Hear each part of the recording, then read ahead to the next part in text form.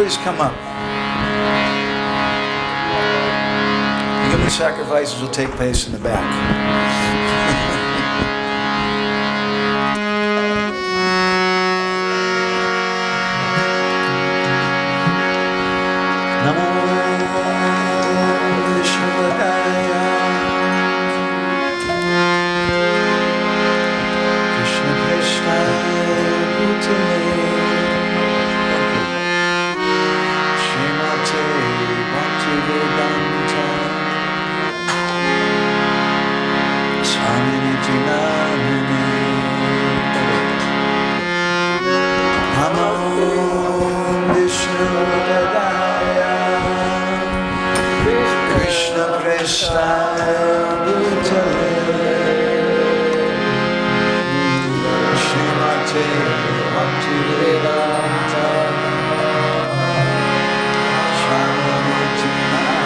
Everyone all together. Namaste Sarasvati Devi.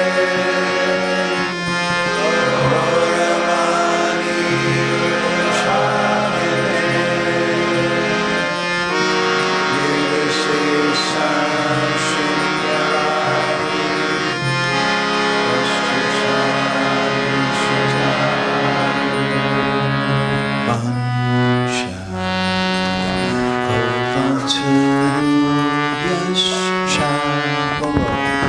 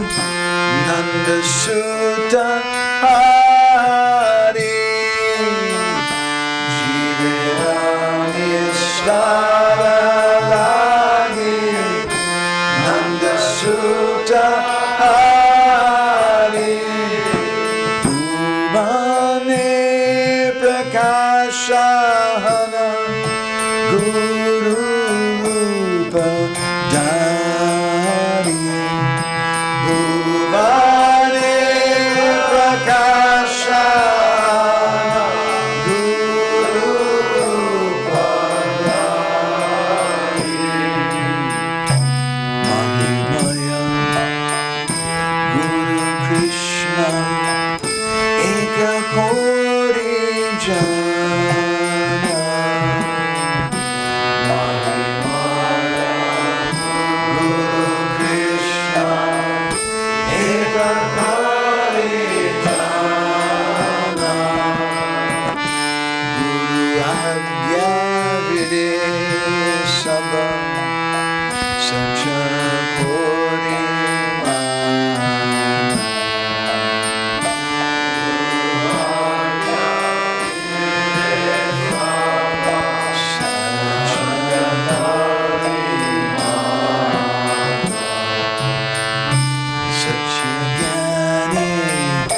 Guru Vakye Jahara Vishvasa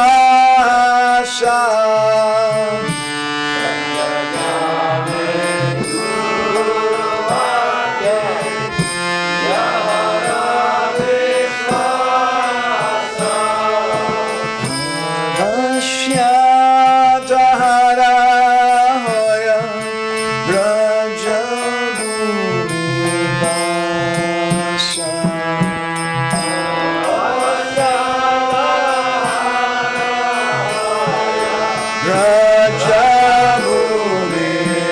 Brajabhumivasa Jayapati Gurudeva Anapadasana Jayapati Gurudeva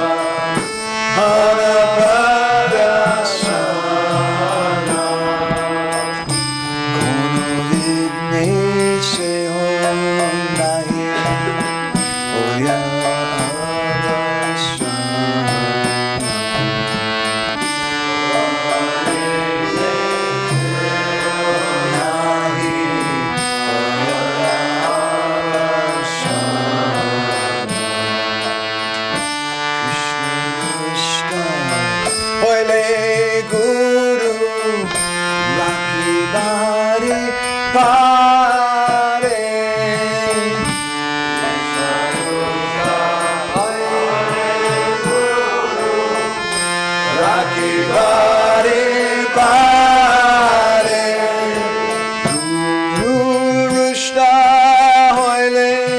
Krishna, Raki Bari Nare.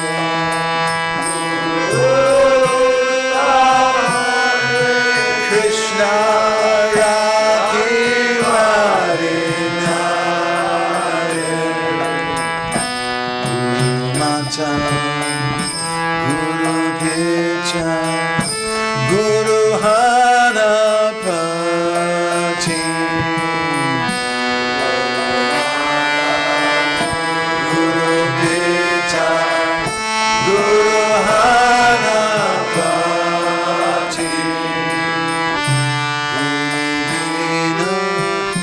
Samsare nahi aragati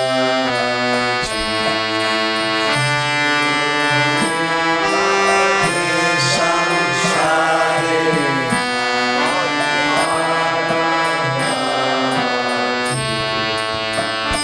Guru ke manushya gyana na koro kakana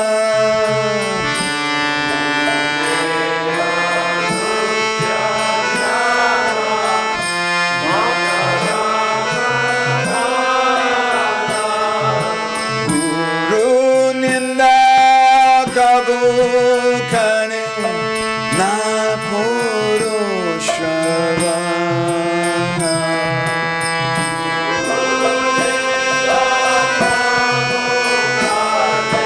Na koro shavana.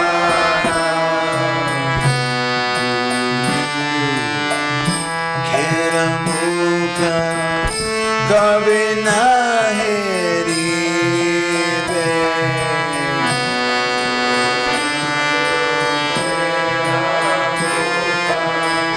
Kabu na heribe.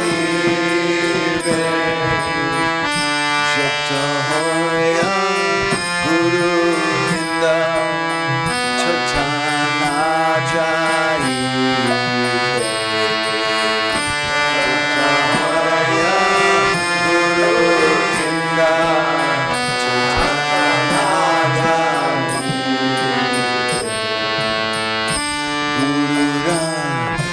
Kriya jari dekaha kakana.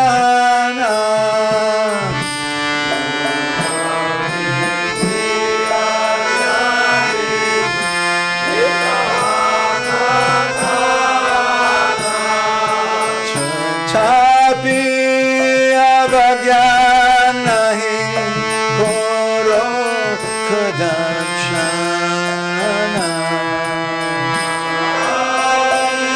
Avagyan nahi koro kadachana. Guru pada padme rahe jara nishta bhakti. Padme rahe jara nishta bhakti. Jagata tarite se dari mahashanti.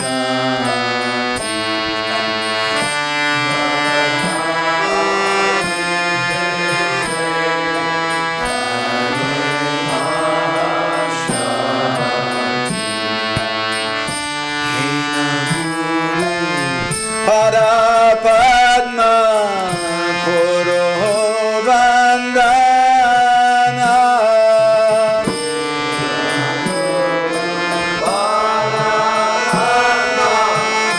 Koro vandana.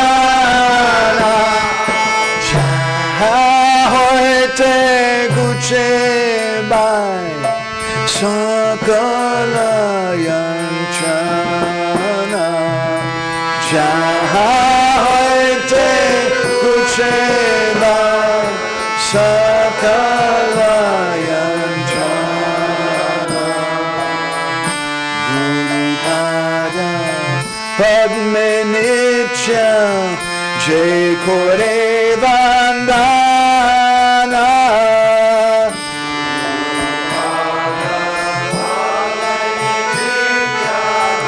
Jay kore vandana. Shire dari vande ami tanhara charana. Shire dari vande ami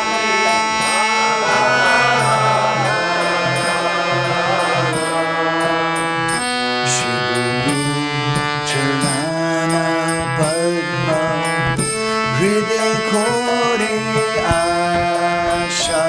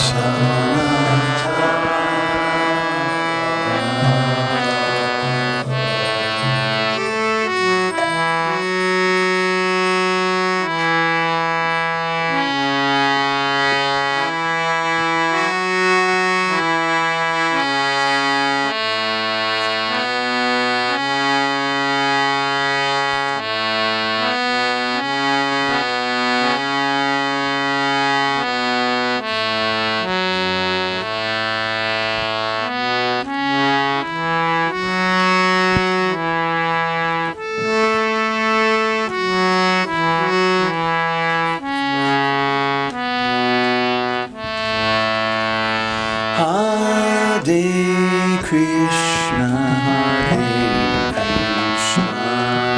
Krishna Krishna, Hare Hare, Hare Rama, Hare Rama, Rama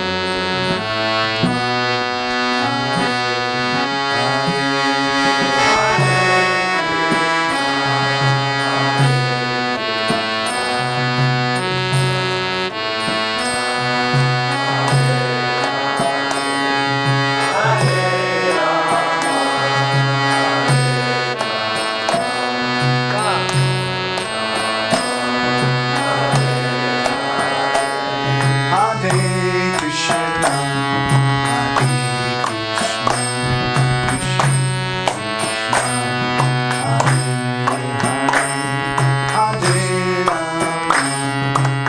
Hare,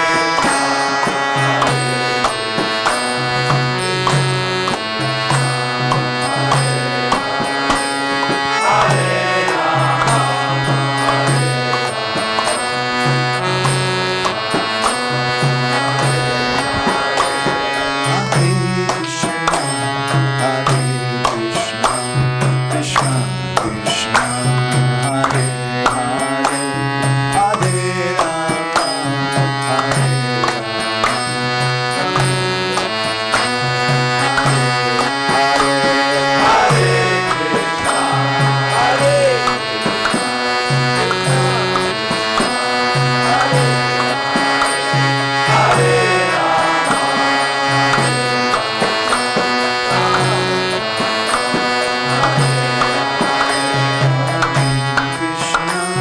Hare Krishna, Krishna Krishna, Hare Hare,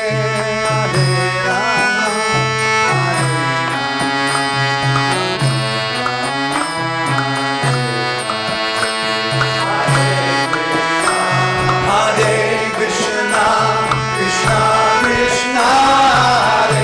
Krishna, Hare Hare, Hare Rama, Hare Hare Krishna, Krishna, Krishna, Hare Hare, Hare Rama, Hare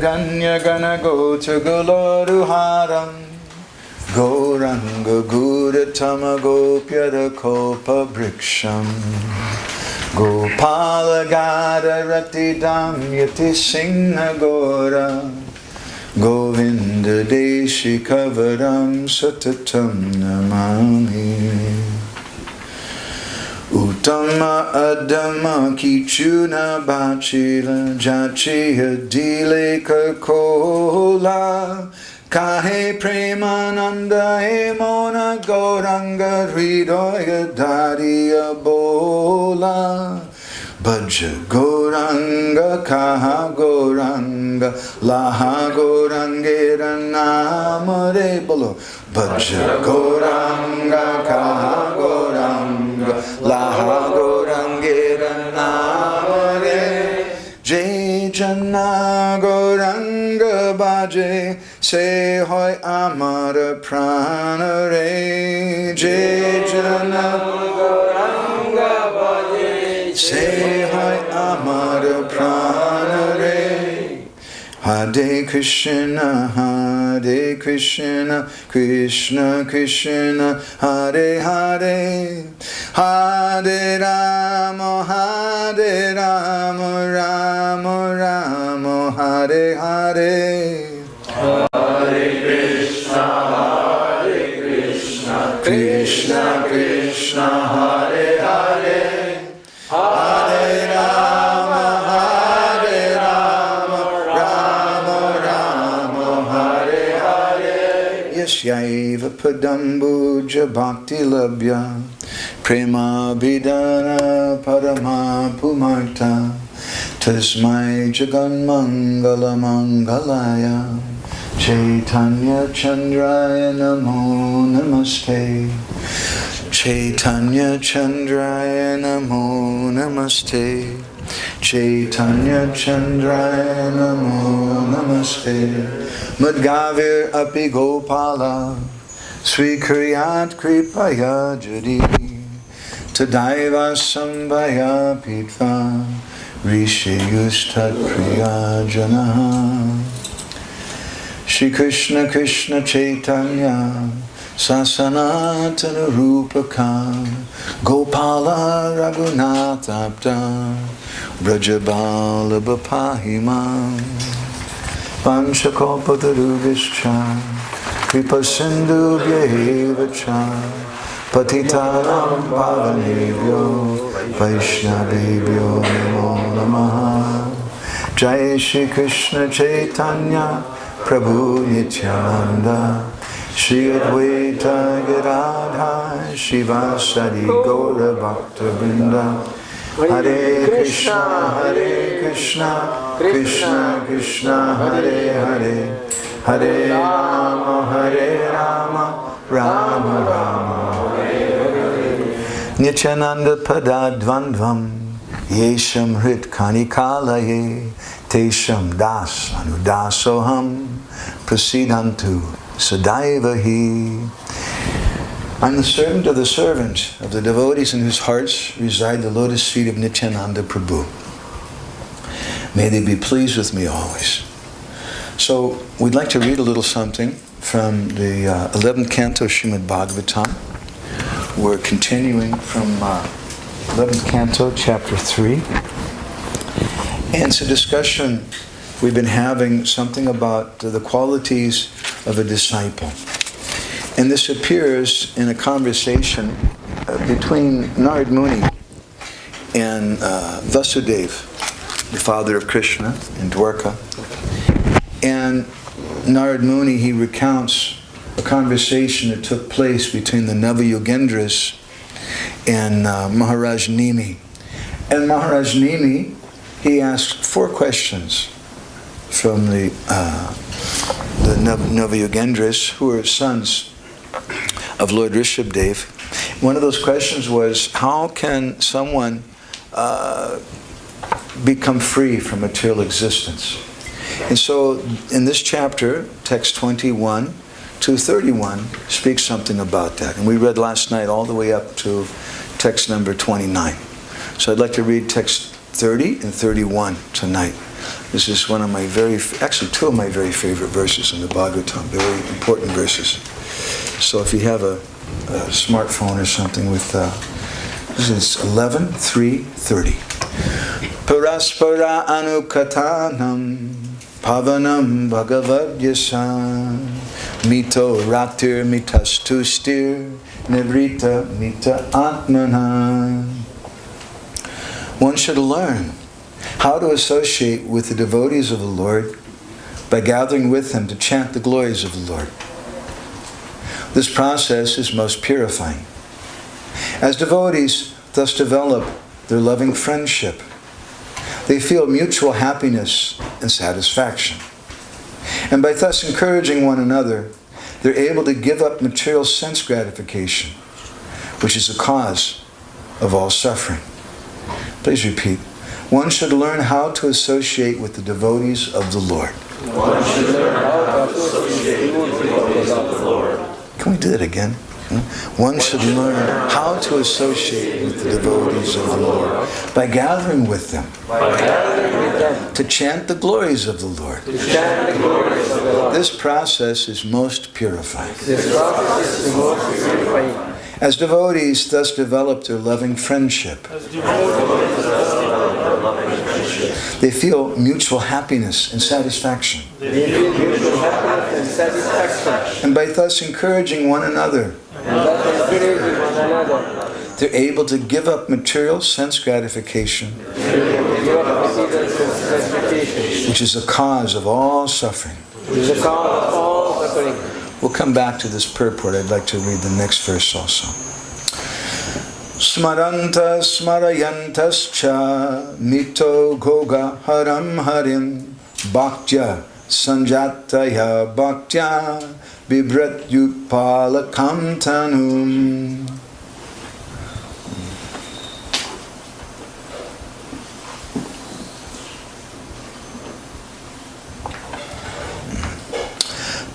The devotees of the Lord constantly discuss the glories of the personality of Godhead among themselves. Thus they constantly remember the Lord and remind one another of His qualities and pastimes. In this way, by their devotion to the principles of Bhakti Yoga, the devotees please the personality of Godhead, who takes away from them everything inauspicious. Being purified of all impediments, the devotees awaken to pure love of Godhead, and thus, even within this world, their spiritualized bodies exhibit symptoms of transcendental ecstasy, such as standing of the bodily hairs on end. So, these two verses are sometimes cited by our acharyas, such as Jiva Goswami. He quotes these two verses in his Sandarbhas, and he speaks about the platform of rati, and how we come to that platform of spontaneous attraction for the Lord. It's no longer something mechanical, but it's just natural from the heart. And in this 31st verse, there's a very important phrase which is quoted many, many times by our acharyas, Bhaktya Sanjataya Bhaktya. We cited this last night, that bhakti comes from bhakti. Or as we suggested, Srila Prabhupada would sometimes say, life comes from life. Bhakti comes from the devotees. Bhaktya Sanjayate Bhaktya is described in the Brihanaradiya Purani. Bhakti stu Bhagavad Bhakta Sangena Parijayate. That we develop bhakti by associating with devotees. It's described in Chaitanya Charitamrita. The Krishna Bhakti Janma Mula Hoya Sadhu Sangha. The birthplace of Krishna Bhakti is Sadhu Sangha, association with devotees. And these verses describe how that's done. One should learn how to associate with devotees. And if we associate with devotees, as described in this verse, Parasparana Katanam Pavanam Bhagavadyasa, if we associate in that way, then the next thing comes, Smaranta smarayantascha. Then automatically someone thinks about Krishna. And someone comes to the platform of ecstatic love. Srila Vishwanath Chakravarti Thakur, in his Sarta Darshani commentary on this verse, He says a similar thing, which is also echoed by Jiva Goswami in Sandarbhas. They comment on bhaktya sanjataya bhaktya. And they say there that sadhana bhakti leads to prema bhakti. This is the meaning of this. When we practice sadhana bhakti in the proper way, then that brings us to the platform of prema bhakti. But first of all, we should learn how to associate with devotees. There's a very important word used in this verse, which is also found in Bengali, paraspara. Paraspara is not the same as pat, or giving a lecture, speaking something. It's not the same as svadhyaya, or reciting Vedic literatures, but paraspara means there should be some back and forth, some discussion. This is the nature of a Vaishnava Sangha. Once we were invited to give a talk in one very large temple in a European country, I won't say where. And it's the first time we'd gone there, and there was a group of about, 20 devotees who greeted us with kirtan, and they brought us in. And the temple was probably maybe 10 times bigger than this. And there was about maybe maybe one half of the number of devotees we have here tonight. And it seemed very empty. And some of the devotees, they were apologizing. They said it used to be really packed full until there was some problems a few years ago, and a lot of the devotees left, and now we've just got this small amount. And so I'm just coming to this place. I'm just getting to know everybody. But I asked them a question which made them very uncomfortable. I asked them, I said, I'd like to know from all of you, I'm just coming here, I don't know you, why is it that there used to be so many devotees coming to that particular temple, but they're not coming anymore? Why? First they were all quiet. And then I pushed a little more, and they started giving different answers. And one of them said, because they're in Maya. They're just an illusion. That's why they're not coming. Someone else said, they don't have a taste. They're this and that. And I wasn't very satisfied or happy with any of those answers. And I told them, I said, by its nature, Krishna Katha is so sweet and so attractive because Krishna is all attractive. People will naturally come. But they won't come if we're not doing Krishna Katha, if we're doing something else. And I told them, please forgive me for saying this, but I think some of you, somebody, was using Krishna Katha in a wrong way. Maybe to collect money, or to try to collect followers, or to impress people, to try to make people into a devotee, whatever that means. But you weren't just speaking Krishna Katha for the sake of Krishna Katha. And because of that, people feel discouraged and they go. And everybody was quiet. Nobody said anything. And I could understand that what we said was correct. So Krishna Katha doesn't mean that someone is using something from a scripture to try to control other people or to do something for their own self-aggrandizement. Many times I give the example, if you were a pujari and they ask you to do Mangal Artik in Mayapur for Radha Madhav on Gora Purnima day, far out. You come out in the morning and you look and see there's so many devotees, they can't even fit inside the temple. The walls are bulging. It's 10,000 devotees maybe. And then you think, just see, they all came to watch me.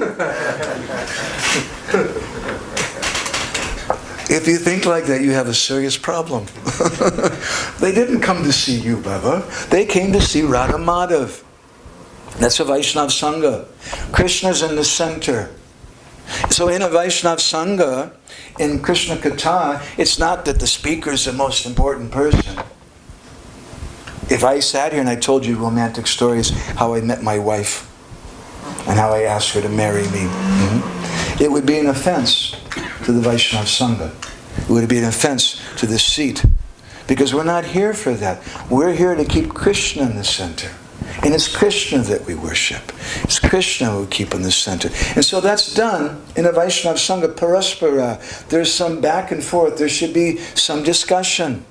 And this is why the last few days I've been requesting the devotees, and we're going to do it again tonight. Prepare yourself, please, and think about it. take part, we're asking devotees for reflections. Something that you like, something that reminded you of something else. And when the devotees, last night we had such a nice discussion with Lakshminath Prabhu and Gora and Maharaj. When devotees take part in that, it becomes very wonderful and very, very tasty. That's a Vaishnava Sangha. Parasparana Katanam. We have this back and forth on this kata. Pavanam Bhagavad Yasa. That's very, very purifying for the self. Mito rate mitastu stir. When we engage in kata like that, then everyone feels tushti. They feel natural satisfaction.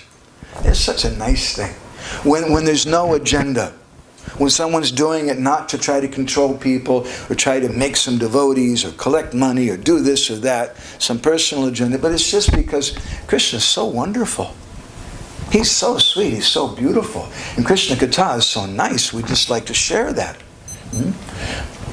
Mito ratir mitastusya. We develop some rati, some attraction for that. And it's mita, it's mutual amongst the devotees. It takes place amongst everyone. And then nivrita mita atmana. Then naturally all the anxieties and problems that we have, they go away. So I'd like to read to you from some commentaries on this. Please listen. Very, very profound. According to Srila Sridhar Swami, those who are advanced in Krishna consciousness, should not envy one another or quarrel among themselves. Giving up all such mundane feelings, they should gather together and chant the glories of the Supreme Lord for mutual purification. Who cares if the jiva falls from the spiritual world, if it doesn't fall from the spiritual world, or if a lady becomes a guru, doesn't become a guru?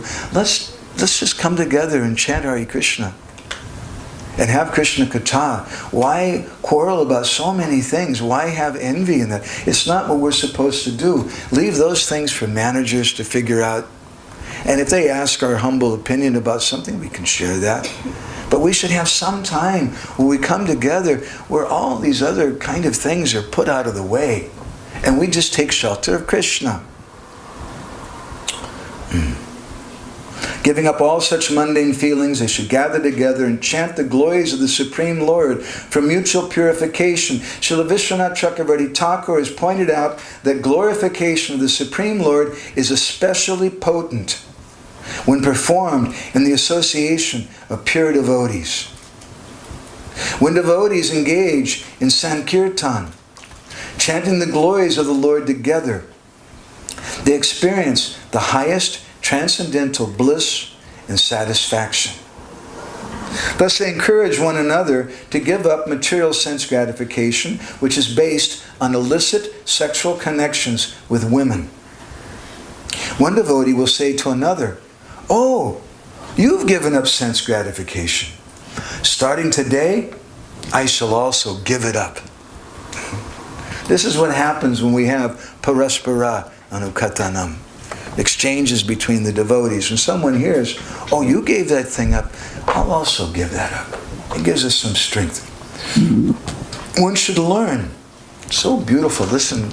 One should learn to increase one's love for the devotees, to satisfy them, and to give up sense objects unfavorable to serving Krishna.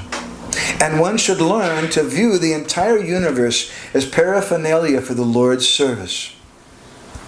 By engaging the objects of the senses in Krishna's service, one automatically becomes detached from them. And as one passes one's days in the association of the Lord's devotees, one's transcendental ecstasy increases more and more. How does it increase? Through discussions about the topics of Srimad Bhagavatam and Bhagavad Gita. Therefore, one who wants to be free from the harassment of Maya in the form of sense gratification must constantly associate with pure devotees of the Lord who have no engagement other than chanting and hearing the glories of the Lord and carrying out His mission on earth. This is the function of the devotees. This is what it means, a pure devotee They have no engagement other than two things. Number one, hearing, chanting the glories of the Lord. And number two, carrying out his mission on the earth. Because the Lord has a mission. The Lord is not something impersonal. He's a person. He has feelings. He has desires. And we can serve his desires. And those persons who serve the desires of the Lord, they're very, very special persons. There it is. So this verse is meant to be an instruction for disciples. If we want to be a proper disciple, we have to follow this injunction.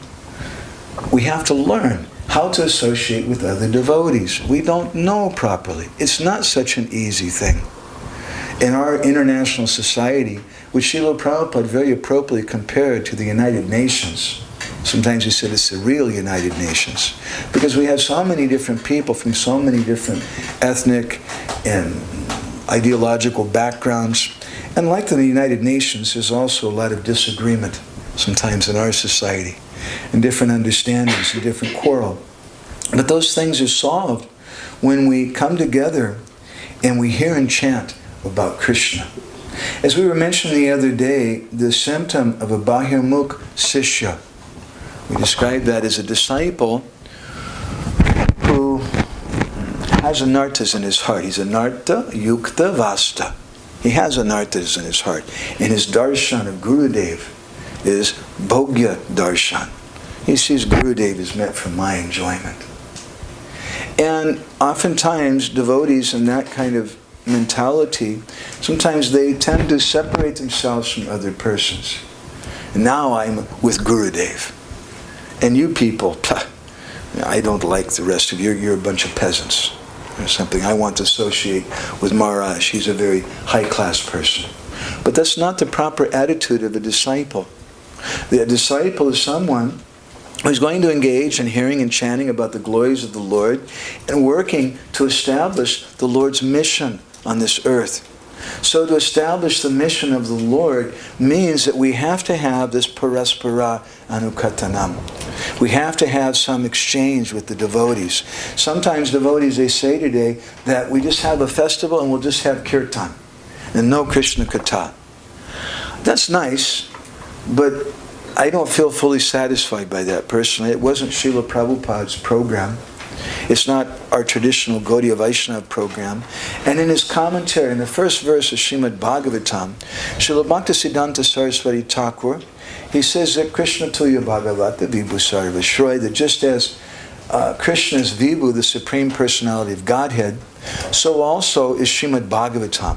Srimad Bhagavatam is Krishna.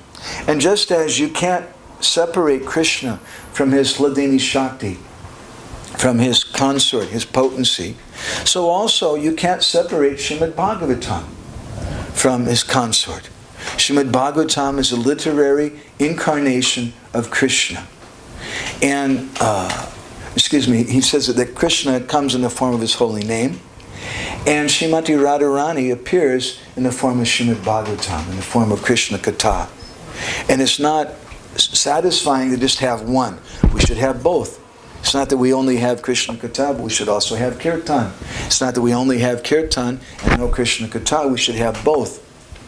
If we only have Kirtan, we won't be able to come so close together. Because I won't know what you're thinking. You won't know what I'm thinking. And maybe secretly I have some strange ideas or something. Maybe I'm worshiping some strange persons. I have some strange philosophical ideas. We won't be able to come close together until there's paraspara, some exchanges. And so we do that as service to Guru.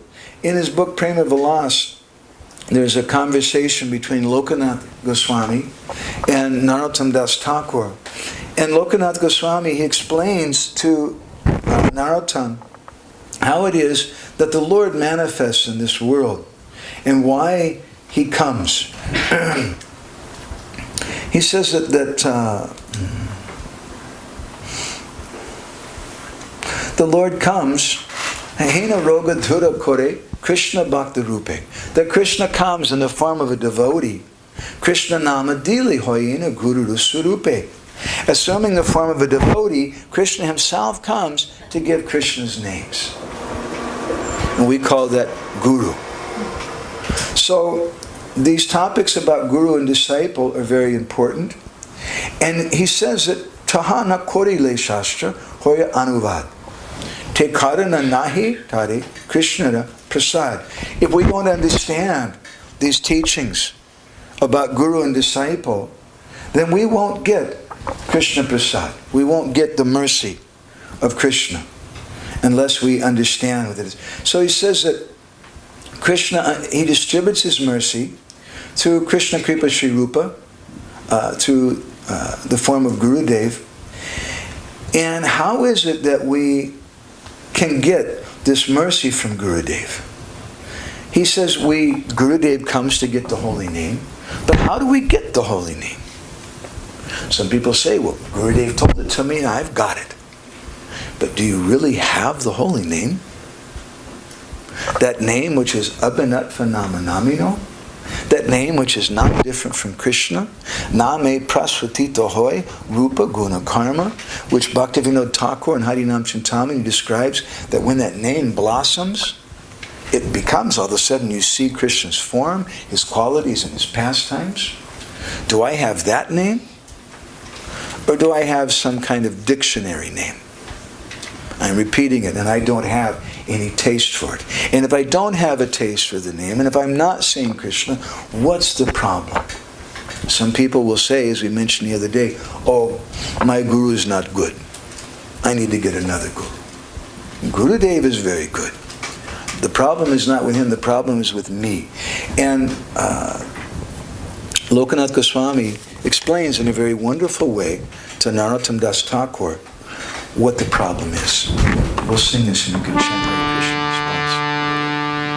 Harinama Sariba Guru Sange Thaki Sada Vaishnavera Sange Loba Koriba Sairanta Loba Hare Krishna Hare Krishna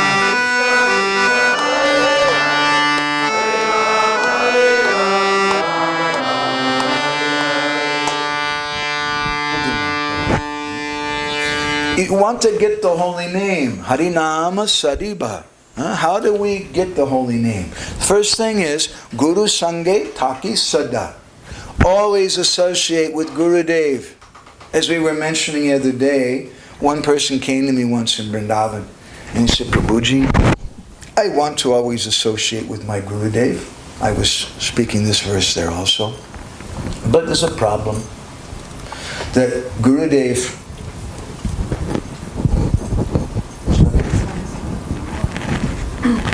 nothing I can do. But the problem is Gurudev, he's not a very good guru. He doesn't pay much attention to me. He doesn't come very often. He only comes once a year. He's not very good.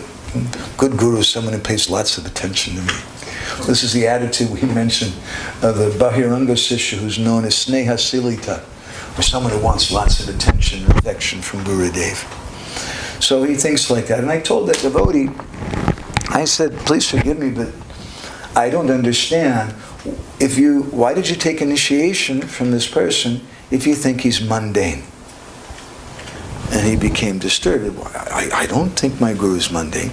I said, well, if you think there's something that separates you from your guru, then you think your guru is mundane. If you think that time or space separates me from him, like a material person, then you think he's material. Why did you take initiation from him then? There's no question of separation between a sincere devotee and Gurudev. He lives forever in his divine instruction, and the follower lives with him. Srila Prabhupada has instructed us. So if we want to get Harinam, we have to constantly associate with Gurudev. And what does it mean to constantly associate? A few verses ago, I think it was text 23, we were hearing about the importance, how a disciple should know different types of association. And again, this is brought up 3 different times in this set of 10 verses. It's also mentioned several times in this verse and purport. We should learn how to associate with devotees. Such an important thing. It's not enough just to get initiation, just to be chanting Hare Krishna, but I have to be associating with Gurudev. How? Not just by being an annoyance to him and hanging out with him all the time, but by coming close to his heart, by understanding what is his desire. That's how we come close to Gurudev. And I need to always be close to Gurudev. Guru Sange Taki Sada. If I'm always close with Gurudev, then I'll be able to get the holy name. And the second thing that's there, that's one thing. But that's not enough, just to only associate with Gurudev. The second thing is Vaishnavera Sange Lobha Koriba Sarvata. I should always be greedy to have association with Vaishnavas. I should associate with devotees. It's such a very, very important thing. If I don't do that, then I won't be able to get the holy name. Not the holy name that Bhaktivinoda is talking about. Not the holy name that our Goswamis are speaking about. Prema Vilas goes on. Hare Krishna Maha Mantra Sare Diva Nishi Kona Juge Prabhu Kripa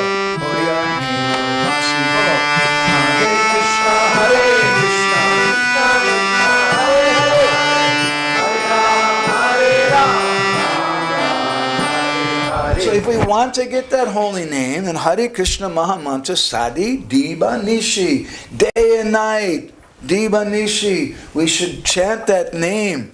We should relish that name. Kona Juge Prabhu Kripa Hoya Hena Basi. And we should eagerly wait for that time when Gurudev will give mercy to me. You may say, but I already got mercy. He gave me a spiritual name, he gave me a paita, a Brahman thread, and he put me in charge. He gave me some position. That's great mercy. That's not the mercy that we want. We want that mercy. Prema dana vina vyarta daraja divan. Dasa kori deha mori deha prema dan. I want that Krishna prema. I want that. I want that. When will Gurudev give me that thing? When will I realize my Swarup? When will I realize who I am in the spiritual world? When will I be done with this material world? That's real mercy from Gurudev. So when does Gurudev give that mercy? Adika utkanta hoy Guru korena gukarana Vihase bujite pare kona ona chana.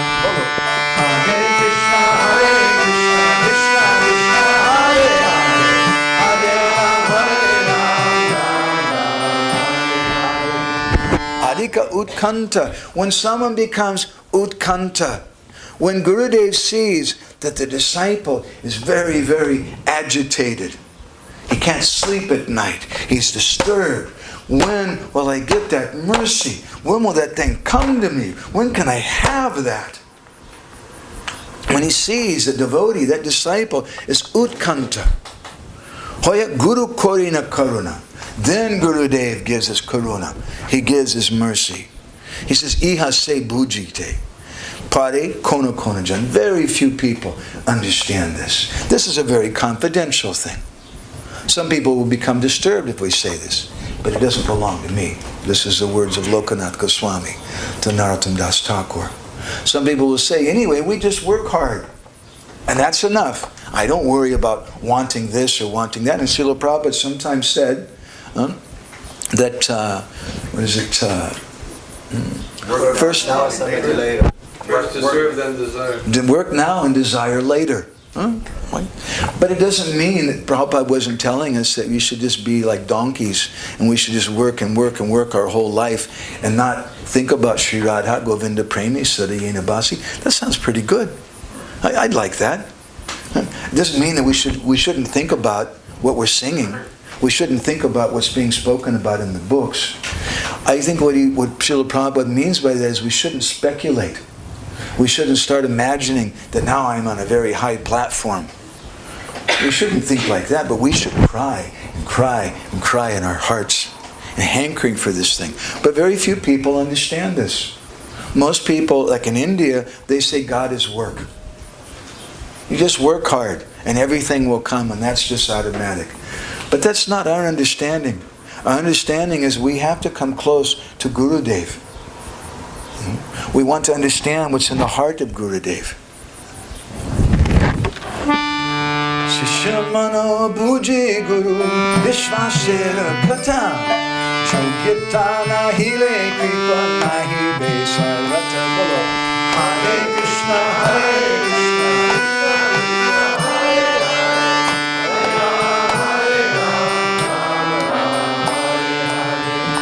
Don't think that Gurudev gives the same instruction to everyone. Once there was one sadhu Maharaj who was giving some katha, and at the end of the katha he was distributing prasadam. And he was giving out these, what do you call these sweets, like a big Rajbhog. Yeah. It's like a softball with some candy on the inside, like a giant rasgulla with some candy on the inside. Big, big sweet. All the devotees are very happy. There was one senior disciple who was standing in line, very happy when he got prasad. Gurudev, best part of the class, right? And he's standing in line, and Gurudev is giving this big Rajbhog to everyone. And when that devotee comes up, he looks at him, puts the Rajbhog down, and he picks up a little bundi ladu. Bundi ladu is not so exciting. And they gave him the bundi ladu. And that senior devotee looked down in his hand. Gurudev, I'm a senior devotee. And you gave me a bundi ladu, everybody else you're giving Raj. This is not fair. And his Guru Maharaj said, oh, you want a Rajbhog? Yes. Okay. So he gave him a Rajbhog. Thank you, Gurudev. The next day, that devotee came very late to the morning program. And he came to his Gurudev and he said, Guru Maharaj, I understand now. I was up all night last night. I couldn't digest that thing. His Gurudev said, yes, I understood your situation. I gave you what was good for you. But you wanted something else, which was meant for someone else. Gurudev gives instructions to particular persons for a particular time and place. And we should understand that. So, Sishramana Bhuji Guru Vishvasera Kata. Gurudev understands the heart of a disciple. He understands the Vishvas, the quality of the disciple's faith. And accordingly, he gives instructions. And then he says, Yogyata Nahile. If there's no yogyata, no qualification for the disciple, then Kripa Nahi Be Sarvata. That mercy won't manifest in the heart of that disciple. Ehoi prachina vakya shunam narotam najane krishnera kripa eta karan. Hare Krishna, Hare Krishna,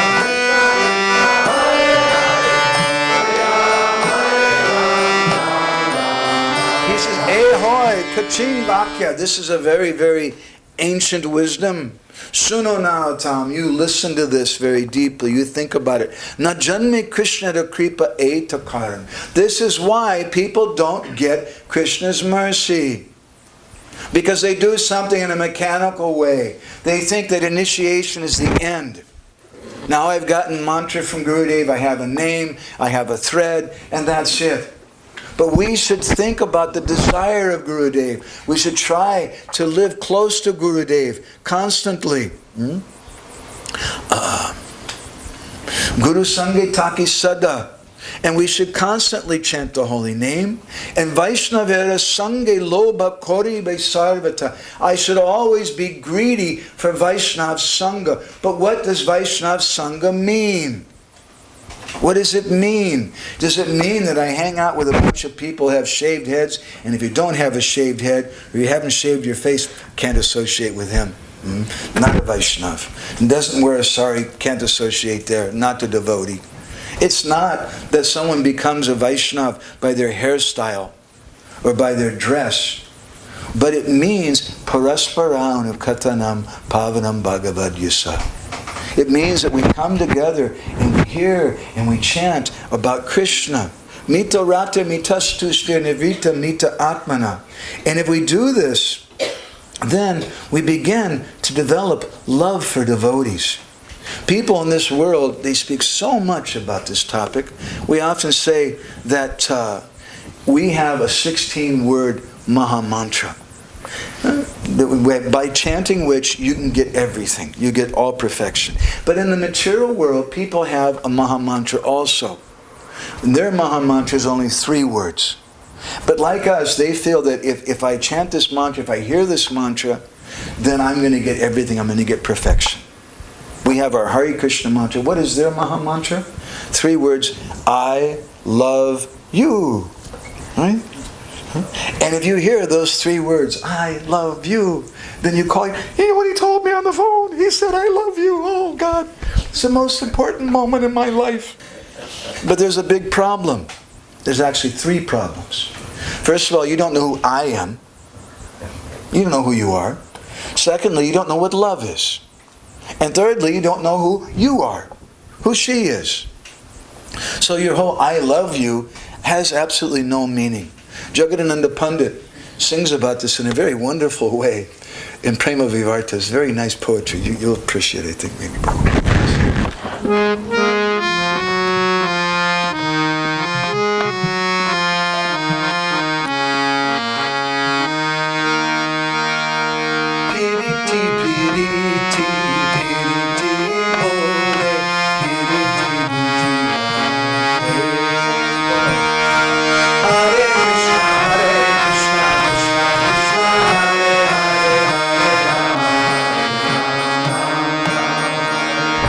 Jai Jana Piriti Pujite Pare Braja Gopi Hoya Se. Hare Krishna, Krishna Krishna, Hare Hare, Hare Rama, Hare Rama. Piriti, Piriti, Piriti, boy.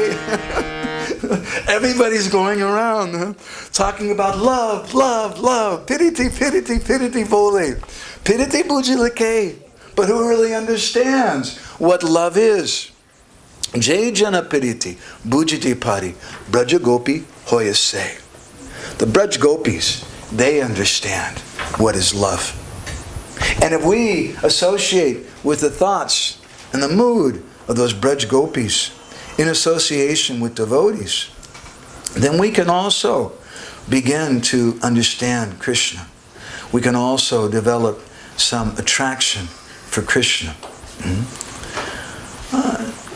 Srila Prabhupada, he describes in Nectar of Instruction, if the members of the human society actually want peace of mind, tranquility, and friendly relations between men and nations, they must follow the Krishna conscious system of religion by which they can develop their dormant love for Krishna, the Supreme Personality of Godhead. As soon as people do so, their minds will immediately be filled with peace and tranquility. The problem is, though, that we, as we were saying, we don't understand this love. And even sometimes, in association with devotees. We were in Odessa some years ago, and we were giving some class and speaking about how devotees should love each other, should love devotees. And when we were speaking about this thing, there was one brahmachari who was there. He was shaking his head. He became very disturbed. And at the end of the class, he raised his hand. And he said, Prabhuji, this is not good. He said, there's no such thing as love in this material world. And so, Srila Prabhupada speaks like this sometimes. There's a letter Srila Prabhupada wrote to, what was it? To, let's see if I can find that. Yes. Prabhupada wrote to a lady named Lynn Ludwig. Prabhupada in 1973. Prabhupada said, you refer to the word love several times in your letter, but the actual fact is that there is no love in this material world. That is false propaganda. What they call love here is lust only, or desire for sense gratification. So I had to agree with this brahmachari in that sense. But there's another sense which is being spoken about in this purport today. I would suggest that as a society, if you want to share Krishna consciousness with people, it's not a very good idea to try to tell them there's no such thing as love. Rather, we should show an example of love. People should come and they should see love. Srila Prabhupada spoke about this in a lecture in Los Angeles on the 30th of April, 1970. He said, in the second platform, Madhyama Adhikari, we should not only love God, but we should make friendship with devotees who are loving God. That is society. We should make friendship with devotees who are loving God. Prabhupada said, our society is devotees. We should not only practice to love God, but we should make friendship and love the devotees also. Prabhupada said it directly. We should love the devotees also. Then people become very, very attracted by this. We have so many senior devotees here tonight. I hope I can somehow please all of you and get your blessings. I want to tell a little story about Jayananda Prabhu that a lot of you know or you're very familiar with. There's one devotee who one day he was doing Sankirtans and book distribution somewhere, I think in San Francisco, perhaps New York. And some street person approached him, and the fellow looked really bad. He was a bum. He hadn't taken a bath in a long period of time, filthy, dirty clothes and things. And he came up and he wanted to know, he said, do you know my friend, Jayananda? And the devotee, he said, you know Jayananda? He said, well, Jayananda just passed away. He just left his body from cancer. And that bum on the street, he started crying. And he said, he's the only person who ever loved me in my life. He felt that way about Jayananda. He could just feel Jayananda had so much love, so much concern for him. This is society. Society means that we should learn to love devotees. Satpriti Parama Sudha. One of the qualifications, one of the qualities of a devotee, according to Satpata Tantra, is that they love other devotees. It's described in Satpata Tantra. Hari lila sutochara pareshu satatam tvaya karya pritistavahare yata bhakti nanashati. Yata bhakti nanashati. If you want to protect your bhakti, if you don't want to fall down, then we should learn to love devotees. And how do we love devotees? Hari lila sutochara. By hearing and chanting about Krishna. Parasparanu katanam pavanam bhagavad yasa. This is another purport to this verse from the 11th canto today. We should learn how to associate with devotees by coming together and hearing and chanting. Bhaktivinoda Thakur in Jaiva Dharma, he speaks about what it means to be a Madhyam Adhikari. We want to have a Madhyam society of devotees, at least. We don't want to be a Kanishta society of neophytes. And what is a symptom of a Kanishta society of devotees? A Kanishta society is a group of people who they have some faith in worshiping the deity, but natad bhaktesu chanyeshu. They don't have appreciation for devotees. They don't have appreciation for other people. I'm worshiping Krishna, and that's all that I need. I don't appreciate anyone else. So Bhaktivinoda Thakur says that there are different symptoms, there are mukhya primary symptoms of a Madhyam Adhikari. The first one is he has ananya bhakti to Krishna. He's focused on Krishna. He doesn't share that with any of the devatas or any other person. He's focused on Krishna. And then secondly, he has 4 other qualities in a Madhyam Adhikari. Listen carefully. The first is Atma Buddhi. He considers the devotees to be more dear than his own body. He has this attitude. Atma Buddhi. The devotees are more dear to me than my own self. He has, secondly, Mamata Buddhi. He has intimate affection for the devotees. This is the second qualification of a Madhyam Adhikari. The third, Ija Buddhi. He considers the devotees to be worshipable. And the fourth is Tirtha Buddhi. He considers the devotees to be places of pilgrimage. This is a symptom of a Madhyam Adhikari, that he loves the devotees. Bhaktivinoda Thakur, he describes in Sajjanatoshini that one should learn, one should behave with ordinary people as one behaves with a stranger while buying something from him in the market. Dealings with the Lord's pure devotees, however, should be based on love. But what does it mean? I remember once, it was a year or so after my Guru Maharaj had left this world, and a group of disciples, we came together for Guru Maharaj's Vyas Puja program in Bhubaneswar, and there were some problems. It's not an uncommon thing.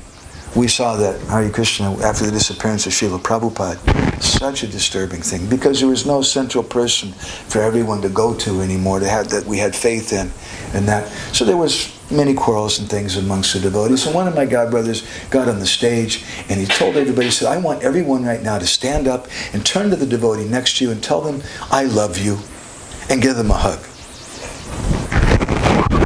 I have to say it was extremely strange. And we were all kind of looking at each other like, what good does that do? I love you. You give them a hug. It doesn't mean anything. So we should know, what does love mean? So many people, piriti, piriti, piriti, boli, so many people are speaking about love, love, love. What is love? The gopis know what love is. Love is Krishna. Love is Krishna Katha. And everyone should love the devotees.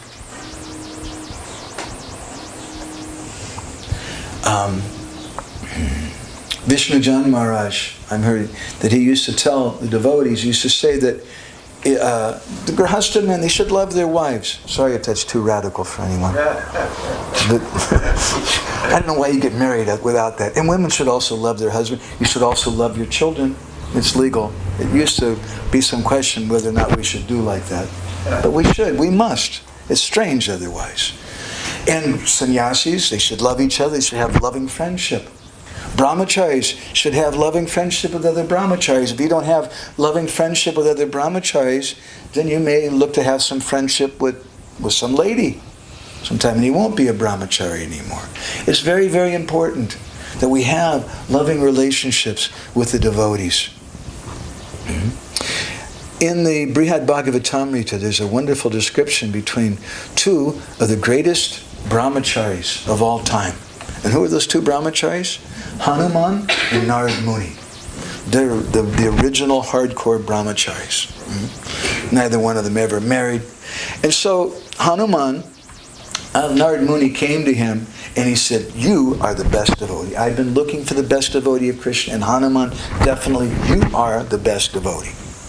And Hanuman said, no. I'm not the best devotee. The best devotee, much better than me, are the Pandavas. Narad Muni became perhaps a little confused.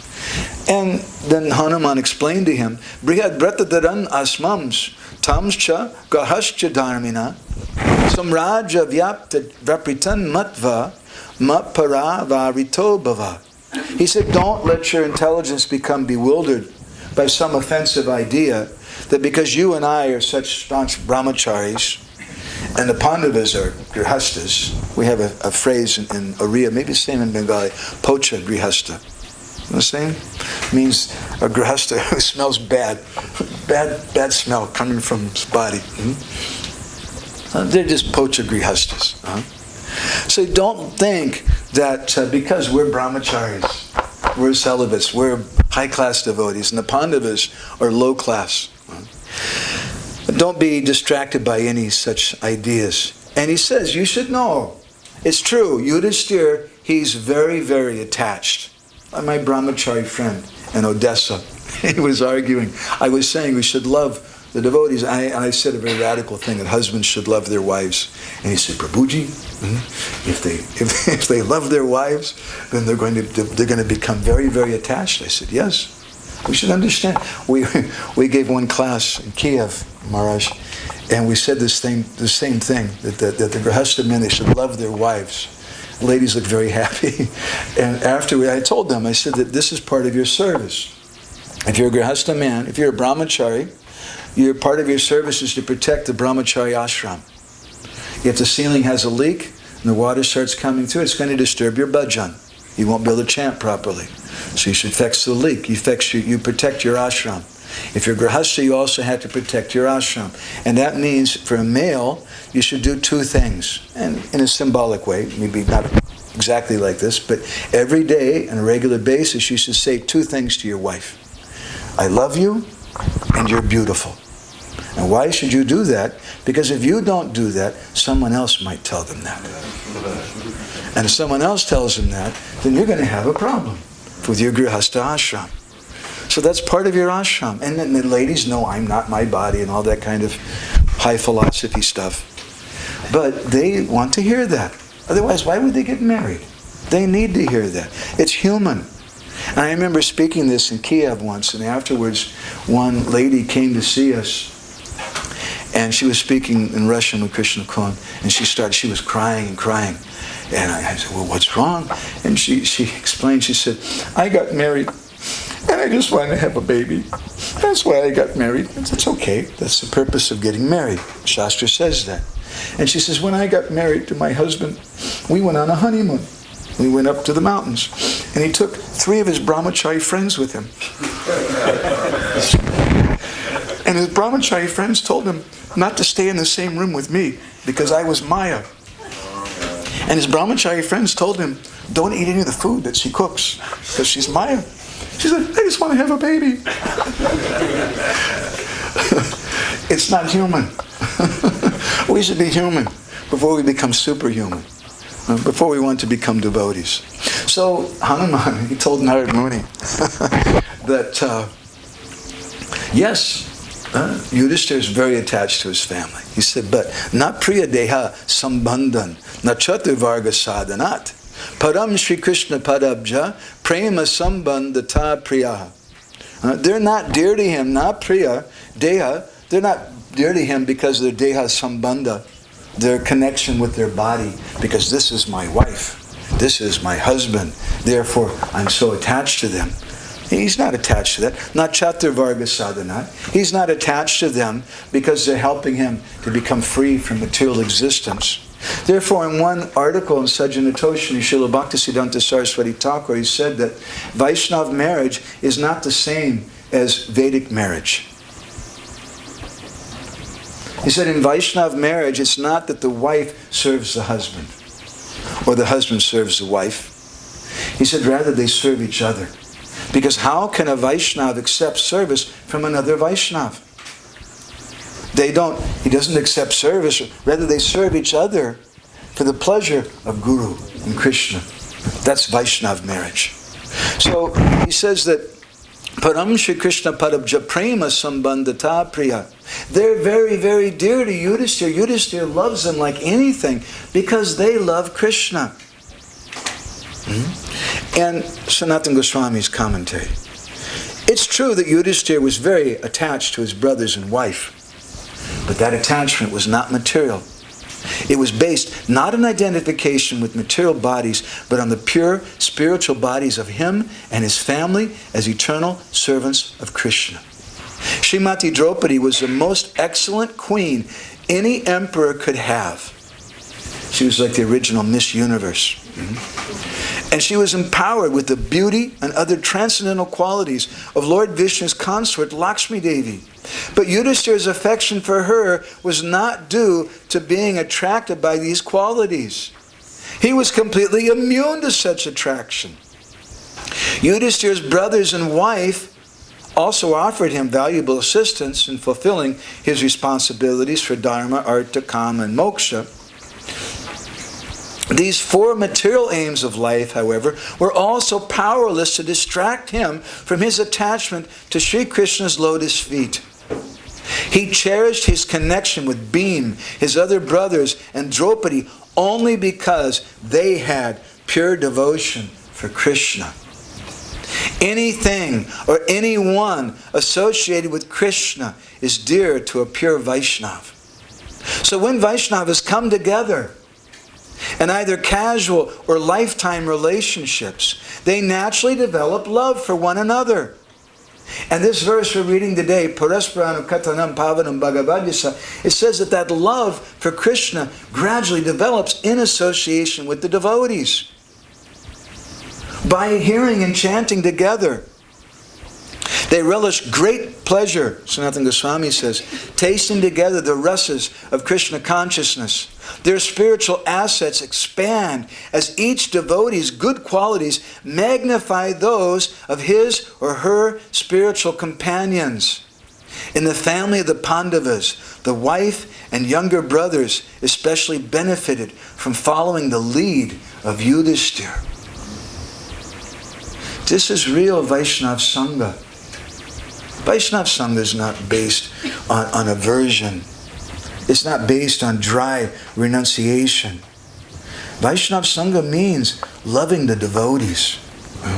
Krishna speaks about this in the Mahabharata in such a nice way. He says, Yastan dveshti samam dveshti yastananu samamanu. He said, if someone hates me, someone hates my devotee, it means they hate me. And if someone loves my devotee, it means they love me. And Krishna, he told Duryodhana, Duryodhana invited him for lunch, right? Famous lunch. Pretty much everybody knows that story, I think, maybe. Krishna told him, Dvishad anam naboktavyam dvishantam naiva bojayet pandavan dvishase rajan mama prana hi pandavaha. He said one should not eat the food cooked by someone who's hateful. Nor should one feed a hateful person. And you, O king, you hate the Pandavas. And the Pandavas are my very life and soul. In this regard, we can remember what happened when Krishna arrived in Mathura. When Krishna arrived in the wrestling arena of Kamsa, he had an elephant tusk on his shoulder. And there were blood on his body from the elephant Kuvalayapita. And Kamsa said, who is this? Oh, that's Krishna and his brother Balaram. And Kamsa became afraid. And then Krishna and Balaram, they fought with Chanura and Mushtika. And they killed them. And then all the other wrestlers came and fought with him. And they killed all those wrestlers. And then at that time, Kamsa went mad. He became completely insane. And he started shouting. Nisarayata durvrito Vasudevat najo parat dhanam harata gopanam nandam badnita durmatim. Kamsa said, you take these two wicked sons of Vasudeva out of the city, drive Krishna and Balaram out, and now confiscate all the cowherd men's property and arrest that fool Nanda Maharaj. He started shouting, Vasudevas to Durmeda, Hanyatam asa satama, Ugrasena pita chapi, Sanugar padapakshaga.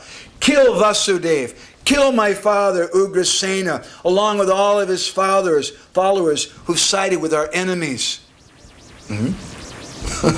Shukadeva Goswami described what happened next. Evam vikattamane vai kangse prakupito vaya lagi man upatya tarasa mancham utangam aruhat.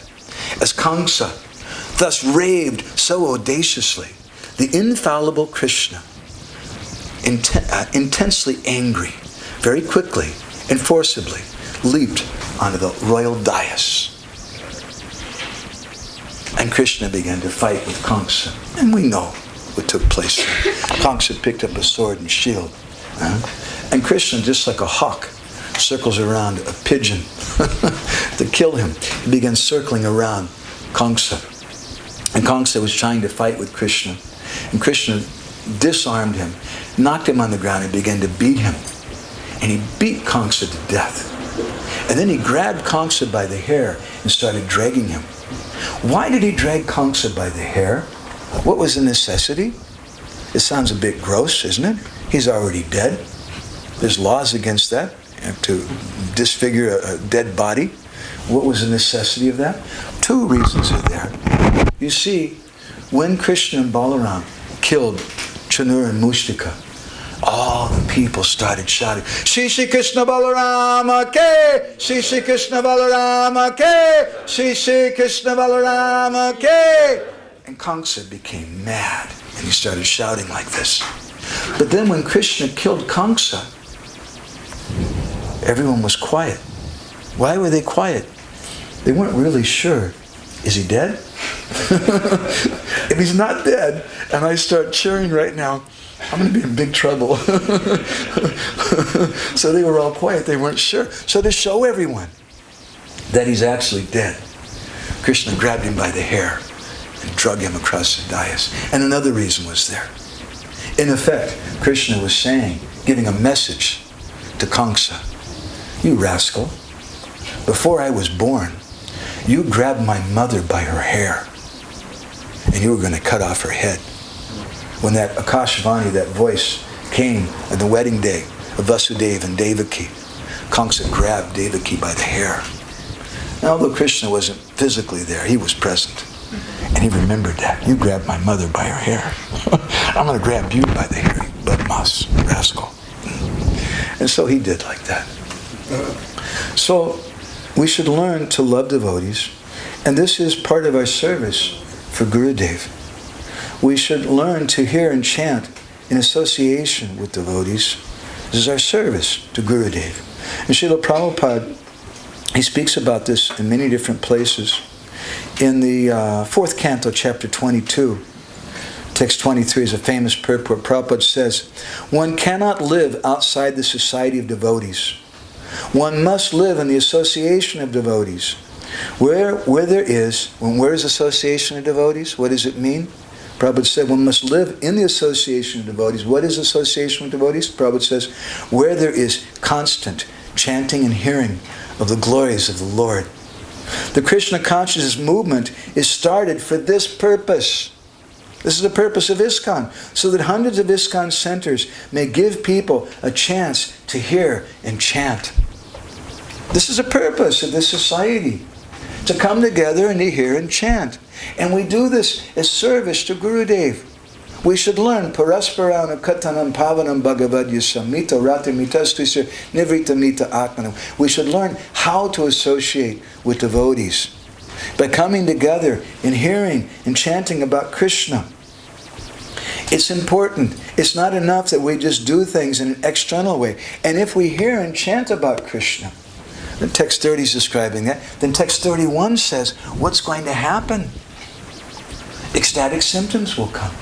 We'll develop some ruchi, something, our life will become so very, very auspicious and so very, very blissful. There's a wonderful lecture Srila Prabhupada gave, wonderful series of lectures, highly recommended. They're the Nectar of Devotion lectures in Vrindavan in 1972, some of my favorite talks from Srila Prabhupada. I'd like to read you something Prabhupada spoke, and this was on the 27th of October, 1972.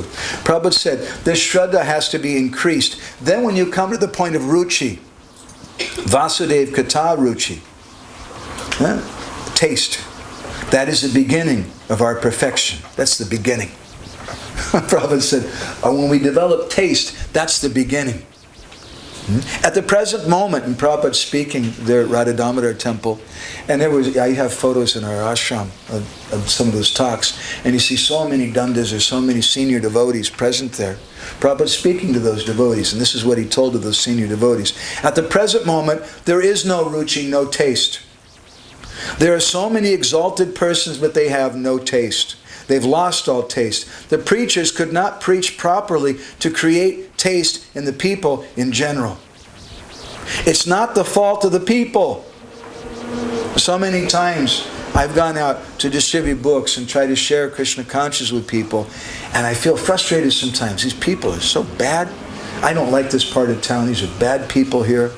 But Prabhupada says something here very radical. It's not the fault of the people. He said it's the fault of the preachers, because they could not create taste. They wanted to take the place of Krishna. That was their purpose. That sounds very harsh, doesn't it? They wanted to take the place of Krishna.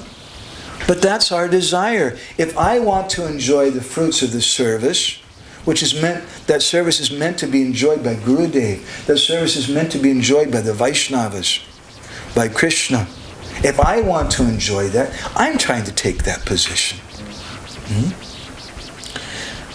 They could not create taste. They wanted to take the place of Krishna. That was their purpose. Imitation of Krishna, imitation of God. That will not do. You have to create taste, just like Chaitanya Mahaprabhu did. This is our movement. We have to create taste. We have to come together. Parasparanu Katanam Pavanam Bhagavad. And hear and chant about Krishna. We're not interested in this Christian concept of preaching and changing someone's religion and changing their dress. We don't care about that. You decide what you want to do. That's your business. All we would like to do is share something very sweet and happy with you. We would like to relish together. And you come together. And Prabhupada wanted a cultural movement for his purpose. There's a story that comes to my mind in this regard about this principle of hearing and chanting with the devotees and what happens in such association. It's a true story. We have it in our library in Jagannath Puri. I think it's about an 8 or 10 volume set of Bhagavatam. It's known as a Barampur edition of the Bhagavatam. It has maybe 10 different commentaries in it. It's a very famous edition of the Bhagavatam. Many people want it. I tried to purchase a set one time, and the cheapest I could find was like about $3,000 for those set of books. Very rare to get a hold of. And some years later, someone donated it to us. We're very happy. So that set of books was published with the help of one Vaishnav from Bangladesh. His name was Radharaman Ghosh. And there's a very interesting story about Radharaman Ghosh and the Bhagavatam I'd like to share with you tonight. Radharaman Ghosh, he was living in Dhaka. And at some point in his life, he decided, this is enough. My children are married. I've taken care of them. I've done my duties. Now I want to go to Vrindavan. I want to hear and chant. And so he went to Vrindavan. And he adopted the mood of Madhukari, just like a wandering bee, just going place to place and tasting nectar. And he was wandering every day throughout the forest of Vrindavan, just chanting japa. And one day, as he was in the forest, he heard a sound. Dharma projidikaitavo taparamo nimatsranam satam vedyam vastavamatya vastu shivadam tapachayo mudanam. What is this? Someone was reciting Srimad Bhagavatam. And so he came and he saw there was an old man sitting in the middle of a grove by himself, reciting Bhagavatam. And he was crying, sitting in front of a tree, looking at the tree sometimes, looking at the book, reading the Bhagavatam. Radharaman Ghosh said, it's a little weird, kind of far out, okay? So he sat down and he was listening to the Bhagavatam being recited by that old man. And the old man recited for an hour or so. And then when he was about to finish, Radharaman Ghosh very quietly got up and left. The next day he came back, and again the old man was there. And every day Radharaman Ghosh was coming and hearing Bhagavatam. One day, when he came into that place, he stepped on a branch and he made some noise. And the old man turned, he smiled at Radharaman Ghosh. He said, come, sit here next to me. He said, you'll be the second person to listen to the Bhagavatam. Radharaman Ghosh is looking around. I've heard these Hare Krishna people a little weird. What do you mean, second person? He said, Krishna's the first. Krishna's here. He pointed to the tree. Radharaman Ghosh said, right, sure. Okay, I understand. So he was reciting Bhagavatam every day. All the way, 12 cantos of Srimad Bhagavatam. And when that old man finished the recitation of the final verse of the 12th canto of Srimad Bhagavatam, suddenly something happened. There was some sound, and the tree in front of them started shaking and cracking and breaking open. And suddenly there was a great effulgence. Radharaman Ghosh could hardly see, and the tree broke open, and standing inside of the tree with a smile on his face and a flute to his lips was Krishna, looking in a very charming way at Radharaman Ghosh. And Radharaman Ghosh fell unconscious. It was a very good Bhagavatam class. And he came back to external consciousness after some time, and he found that he was laying with his head on the lap of the old man.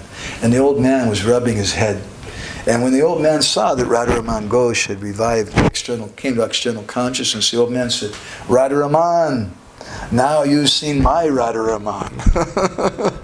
He said, and now, Radharaman, you should recite Bhagavatam every day for the pleasure of Krishna, and Krishna will come. And Radharaman Ghosh, he said, the tree's broken. He said, it doesn't matter, you don't have to do it here. Where should I do it? You can do it anywhere. And he quoted some verses from the Skanda Purana, the Bhagavat Mahatmya. Srimad Bhagavatam Shastram Yatra Bhagavatara Yada Kirtate Shriyate Chapi Shri Krishna's Tatra Nishchitam. Whenever and wherever devotees come together and they hear Srimad Bhagavatam, you should know for certain that Krishna is present. And you want to know something secret? He's not alone. The next verse describes. And you may also ask another question. Do we have to chant? Do we have to recite 12 cantos before he comes? Or one chapter? Or how many verses do we have to recite before Krishna shows up? Skanda Purana describes. Srimad Bhagavatam Yatra Slokardam Evacha Tatrapi Bhagavan Krishna Balavi Bir Virajita. Is it even one verse, or even half a verse, and Krishna will come running, and he'll come running with the gopis. Because Krishna is not alone. So this is Parasparana Katanam Pavanam Bhagavad-yasa. This is association with devotees. This is our service to Gurudev. Gurudev comes, he wants to give Krishna to everyone. He wants to bring the dead bodies back to life. He wants to give life to everyone. And we do that by coming together and hearing and chanting about Krishna. So in this regard, I'd like to finish. It's a little bit late. Oh, Krishna. I'd like to finish with one other story. Let's see. In 1930, I think it was, there was one devotee who was initiated by Srila Bhaktisiddhanta Sarasvati Thakur. And Srila Bhaktisiddhanta Sarasvati, he left this world just a few years later in 1937. And that devotee, during the presence of Srila Bhaktisiddhanta, he was chanting Hare Krishna, he's chanting his japa faithfully and reading Bhagavatam and associating with devotees. But after the disappearance of his guru, he became weak. And he eventually stopped chanting and stopped associating with devotees. And through bad association, it's a true story, through bad association, his disciple Srila Bhaktisiddhanta, he started eating meat again. And he completely forgot all about Krishna and his Guru Maharaj. And his life went on for some time. And one day finally he became sick and he passed away and he died. And per the Hindu tradition, he was a Hindu, his family took his body to the smasana, the crematorium, and they went to burn his body.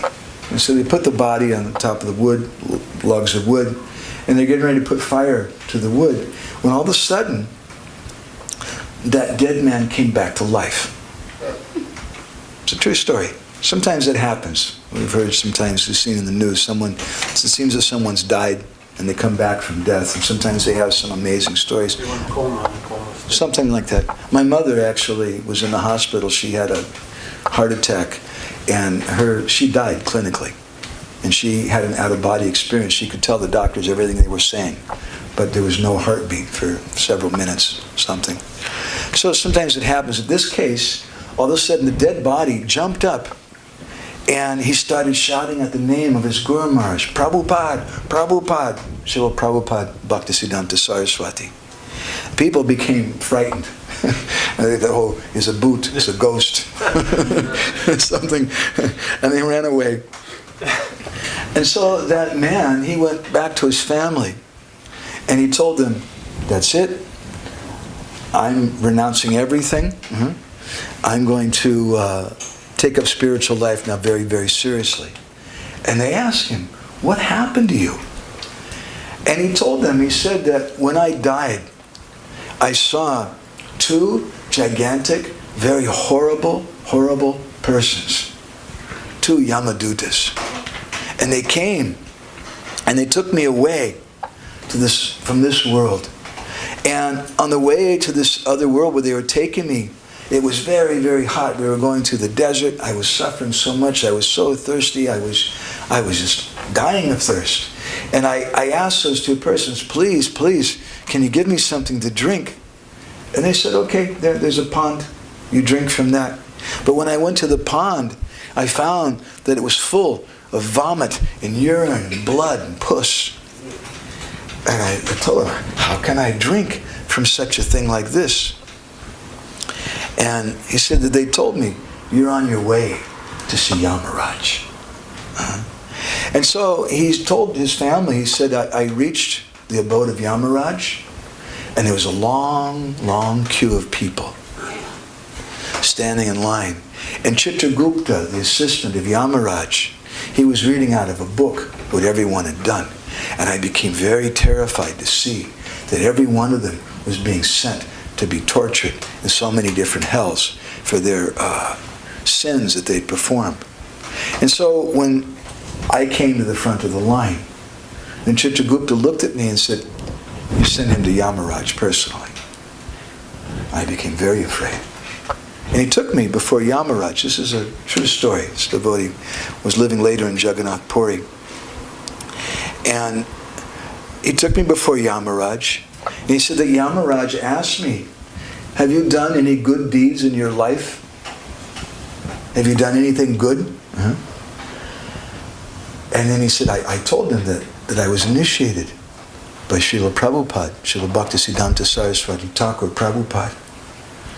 And he said that when Yamaraj heard the name of my Guru Maharaj, he closed his eyes and he remembered my Guru Maharaj. And then suddenly my Guru Maharaj appeared there in that place. And then my Guru Maharaj, he began to chastise me for giving up chanting Harinam and for doing so many sinful things. And he told me that because you've eaten meat, is a very, very terrible thing. Now, you go back. You go back, you have another chance. And you go back and you go to one of your godbrothers and you take initiation again. And so he did. He came and took initiation from one of Srila Prabhupada's godbrothers. And he said, when I woke up then on the crematorium fire, I didn't remember what had happened after he told me to take reinitiation. But I just jumped up and I just started shouting out the name of my Gurudev. Prabhupada, Prabhupada, Prabhupada. And the devotee later, he came to the mutt. He took initiation again from one of his godbrothers. And again, he took up chanting the holy name. And he just spent the remaining years of his life living in the temple and just chanting the holy name, taking shelter of the holy name. So this is Gurudev. Gurudev Tatma. Gurudev, he's our life. He's our soul. Life and soul, he's our everything. But if we don't understand how to behave properly, how to associate with devotees, how to be a proper disciple, how can we expect to get the proper result from Gurudev? Even we may have a very, very big Guru. And we were reading that Vishwanath Chakravarti Thakur says, even you might take initiation directly from Krishna. But if you think your Gurudev is an ordinary person, then you won't get any proper result at all. We should understand that Gurudev is a manifestation of Krishna and that he's been sent here to save me.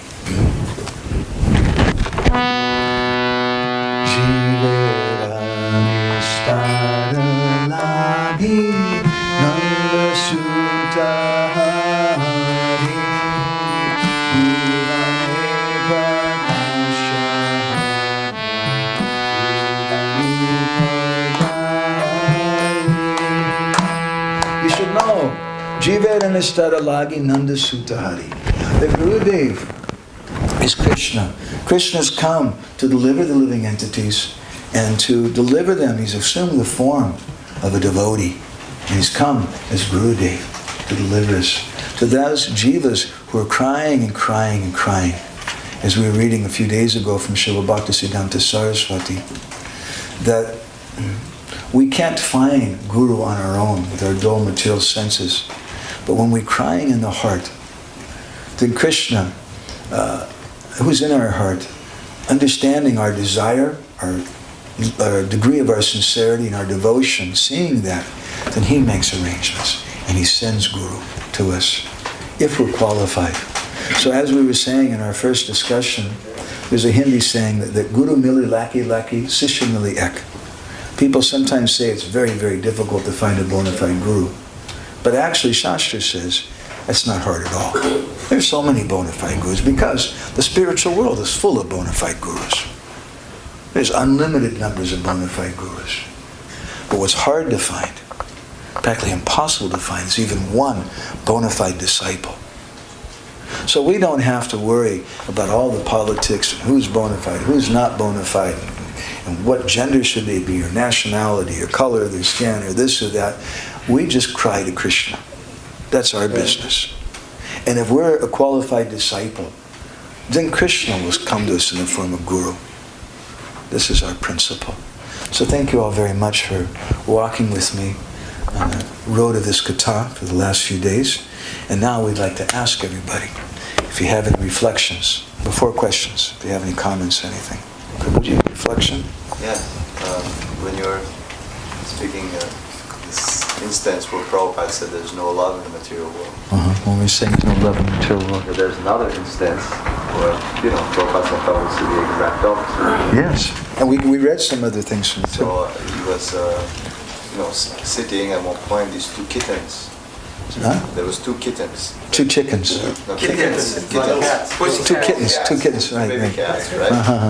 And somehow, I don't remember where it was, but they just I think it was ran in the room. Vrindavan, 72. Acha? Yeah. They ran in the room and then they started playing on Prabhupada's, lap, right?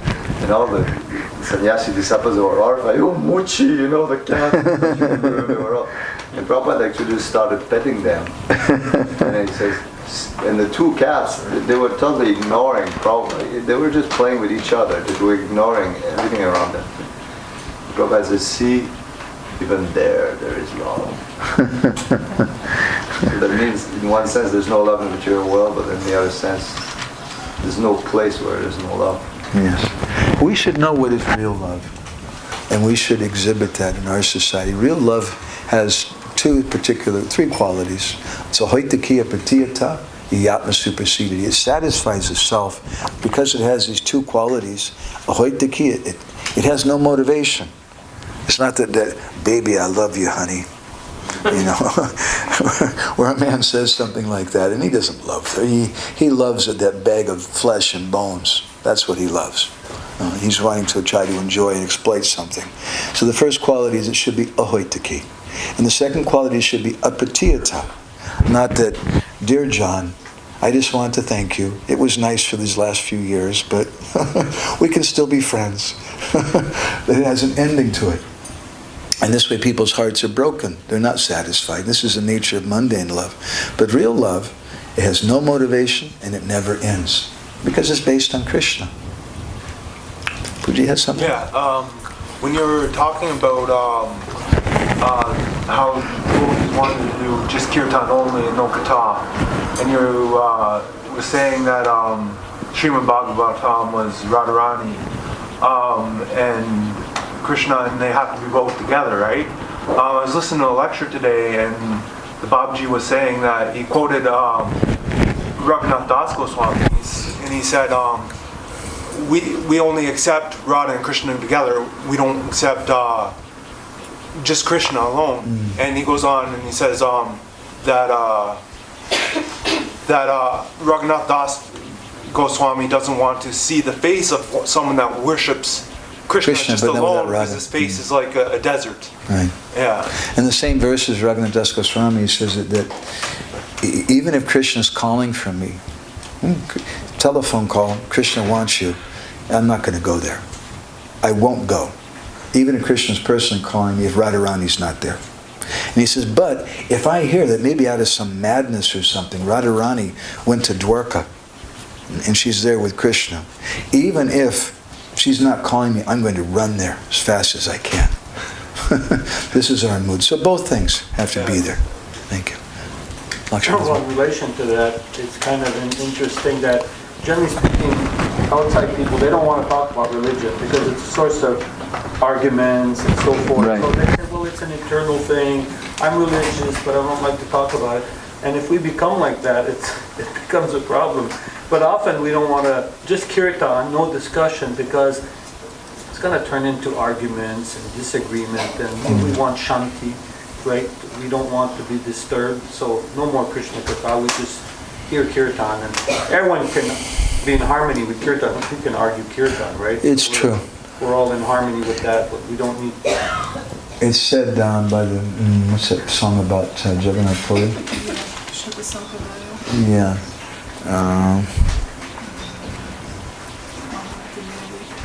Chori ke mahanta meli, kore ye kirtana keli. Sata Sampradaya Gaya Geet.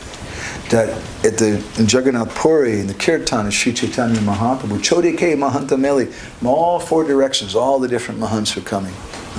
Kore ye kirtana keli, they're all doing kirtan together. Sata Sampradaya Gaya Geet. And there's hundreds of different sampradayas there together. In kirtan, we can do kirtan with so many different people. But when there's philosophy, that's a little more high class, and it should be amongst like-minded persons.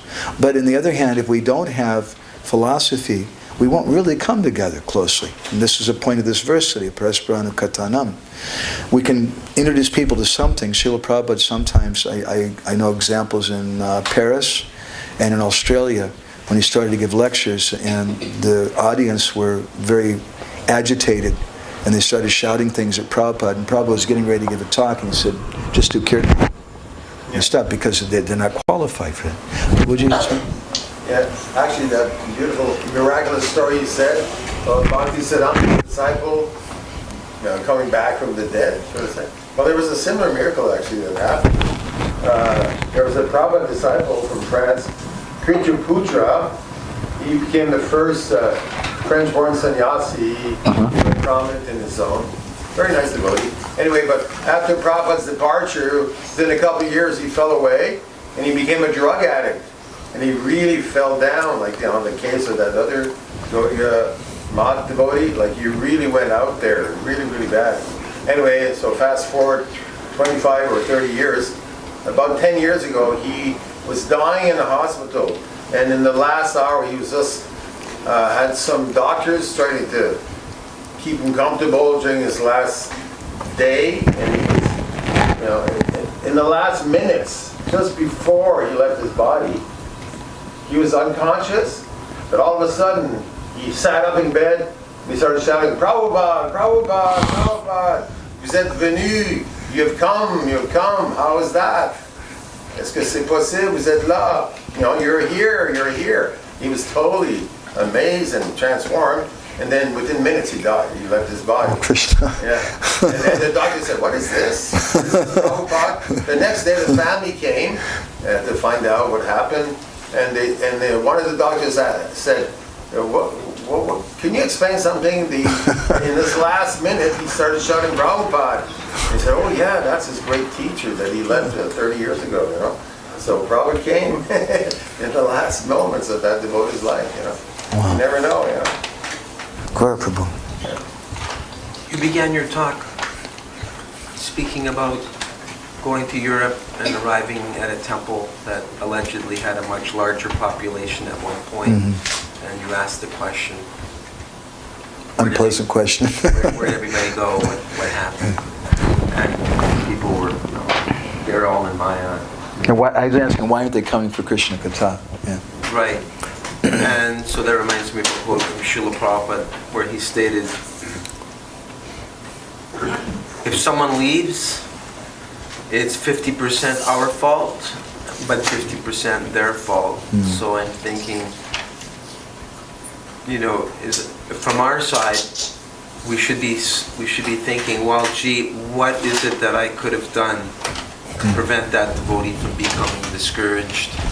I know of one devotee that jumped off the Jacques Cartier Bridge and committed suicide, and there's probably been many suicides. I helped a devotee to help prevent them from committing suicide. And that's a whole topic in itself. Of course, engaging in sense gratification is another form of suicide. Hari Vipale Janamadana. But I was just recently, a couple years back, I was introduced to a concept, I think it was in Africa, it's called Ubuntu, where the idea is that if someone in the community has a problem, you know, they've stolen or they've committed some improper act, then the community themselves think we're responsible for that person. What could have we done? They blame themselves that we've got a person in our community that's having these, instead of like, oh, what about the fallen person, he wasn't sincere, he just wanted sex, whatever, you know. That was one of their answers too. They weren't sincere. Yeah, but this is a whole, to me, it's a whole very high, progressive way of looking at it. That's our Vaishnava Siddhanta. Everybody takes the blame themselves. Tatenu kampam sisamikṣamana. We think that it's our fault that these devotees have left. And the devotees who've left, they should also think it's my fault that I left. I shouldn't blame anybody else but myself. I was just listening to a talk by, we were listening to Prabhupada Memories, was Rameshwar Prabhu, and he had some tears welling up in his eyes, and he said on 2 occasions Prabhupada told him to be responsible to bring a couple of devotees that had left back. Wow. He was using him as an instrument. And I remember bringing this up to a godbrother, and he said, oh, that's your thing, Gora. It's your thing that, because I started a Facebook, I found 850 Prabhupada disciples on Facebook with the help of others. But when I was trying to get other people on board that this is not an easy job for one person to try to find, Prabhupada allegedly initiated 4,750 disciples, of which about 600 or 700 have passed away. So, you know, you could say there's roughly 4,000 to find. And when I mentioned, you know, please, I can't do this on my own. He said, well, that's your thing. I'm thinking, no, it's all of our thing. It's up to all. And those are just the Prabhupada disciples. What about all the former Kirtananda disciples and on and on? I mean, you could go into tens of thousands of devotees that are floating around out there. And of course, when we go on Harinam or in book distribution, once in a while, you know, we bump into them. We get encouraged to come back. That's one thing I always appreciate about Niranjan Maharaj. Wherever he goes, he always looks for his godbrothers who have gone away and cares for them, reaches out to them. Prabhupada did make a statement that if you don't read my books, the Hari Bol will not last very long. So it's in that, you know, it's reading or discussing, but there has to be philosophical understanding, otherwise it just becomes sentimental. And there's also a difference between just reading by ourselves. I've seen devotees have strange ideas just reading by themselves even, but when we read with devotees and we discuss, not even just, you know, taking turns reading, but there's discussion, paraspara. That's a very important word. When there's some back and forth amongst the devotees. Srila Bhaktisiddhanta started a program of ISKCON, not like sometimes the ISKCON we have, which are kind of about business or money or something. Great session. But there are ISKCON where Krishna Katha, and the devotees who are going out for preaching, for book distribution, they'd come back at the end of the day, and they'd relate their experiences. And someone might say, well, you know, I met this Buddhist guy and he had this argument, and what do I say? And there were other senior devotees, other people there, and they would say, well, people would have some discussion. And it's very, very strengthening for the devotees. In Toronto, we had a really nice program because we go out all week. And on Sunday, Sankirtan devotees after the morning program, we'd all get together and we'd all be reading and sharing. And we'd have a little kirtan, you know, get up and so forth. And we'd do that right up to the time of the Sunday feast. It was like the treat of the week, you know, you've gone through the austerity and you learned a lot of things because we memorized slokas, and like you say, you met people, you discussed a little bit your Sankirtan, senior devotees, and well, this is how you could answer that, this is where Prabhupada says this. And it was really, I mean, Monday morning you were fired up for another week, you know, because you'd had all this nice... Yata Bhakti Nanashiti. If we love devotees for Krishna Katha, we'll be strong, we won't fall down. Prabhuji? Yes, actually, a similar thing. You know, Prabhupada instituted the ISKCON sandwich morning and evening class, and there was a nice mood.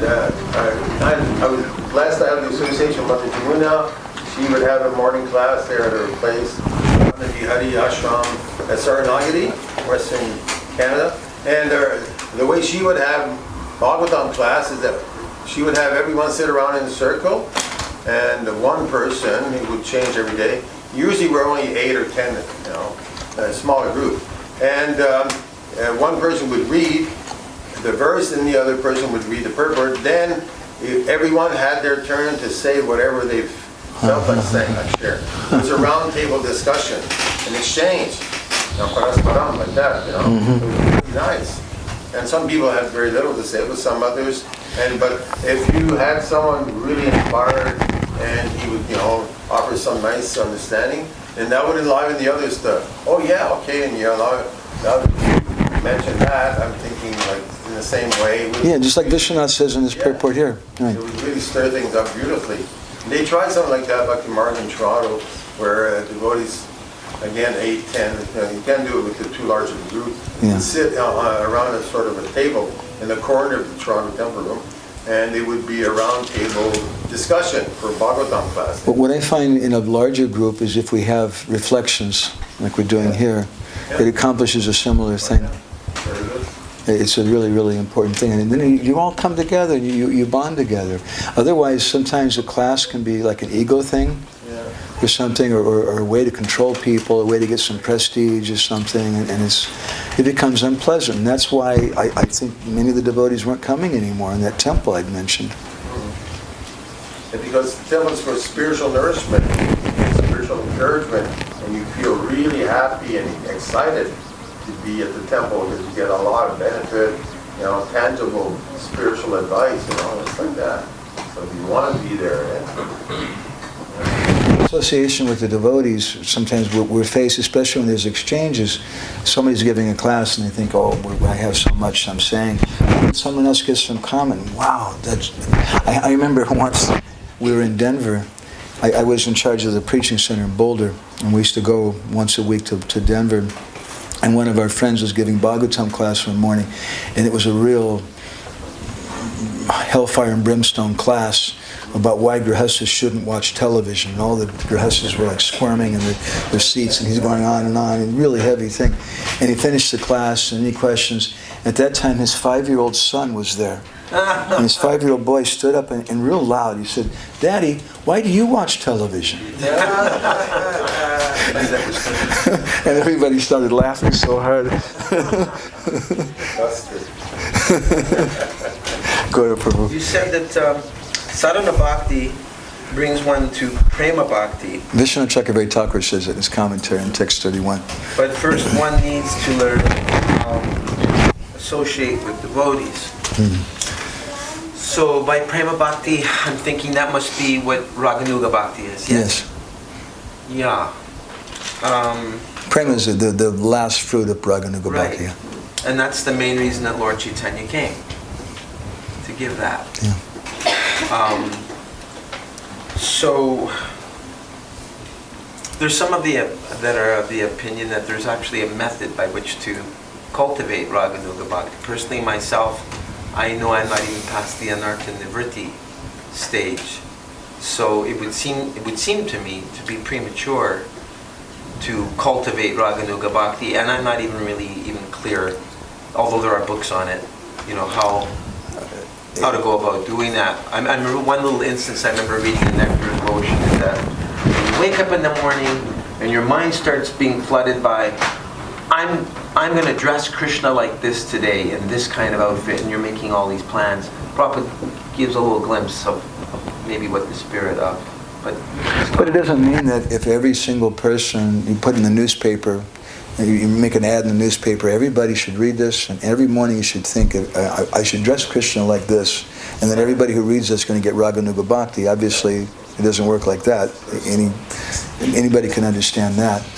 In the Chaitanya Charitamrita, it says that Niraparadi Namloi Pai Prema Dana, that if someone chants the holy name without offense, they'll get Krishna Prem. And Chaitanya Mahaprabhu has said, if we practice Panchanga Bhakti, these 5 limbs of Bhakti, which Rupa Goswami describes elaborately in Bhakti Rasamrita Sindhu, then we'll get Krishna Prem. Now, sometimes there are some devotees who have different practices, They do different types of things, and there's different things recommended sometimes. But these 5 things, if they're practiced without offense, they'll definitely give Krishna prem. They'll definitely give bhakti, because these things are these are mukhya bhakti. These are the prime limbs of bhakti. Would you? Well, it's been described that you can get prem with sadhana bhakti and prem with raganuga bhakti. They won't lead you to the same place, but you still get, prem and bhav, but not in the same state of consciousness.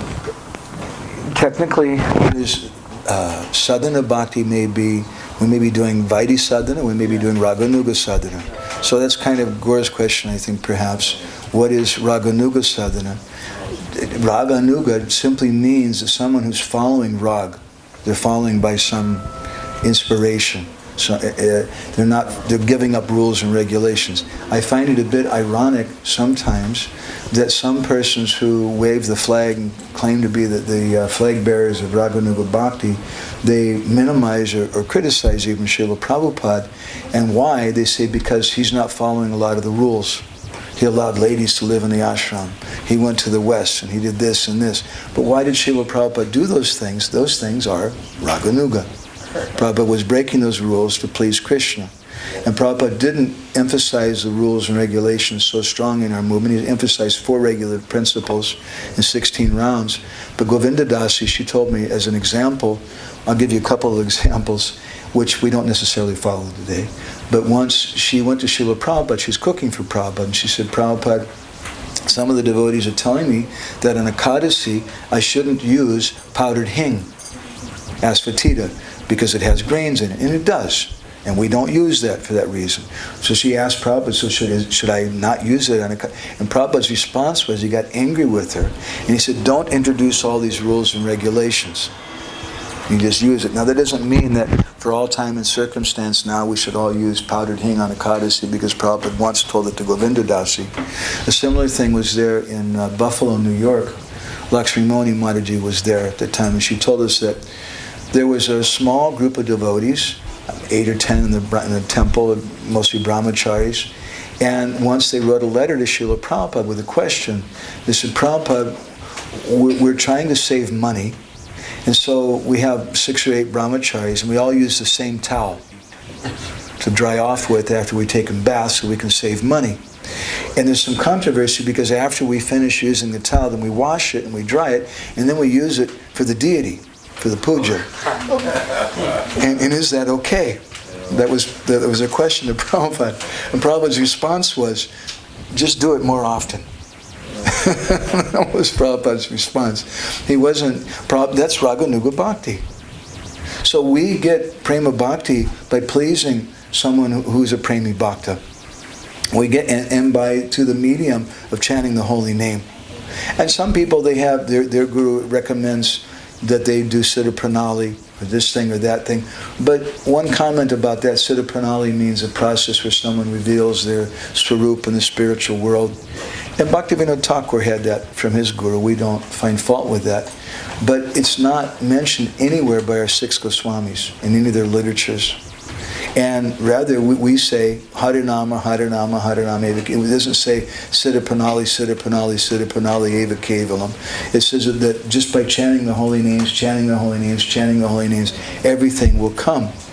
And Gorkishwaradas Babaji, who also had Siddha Pranali, he said that in this day and age, people are not qualified for that.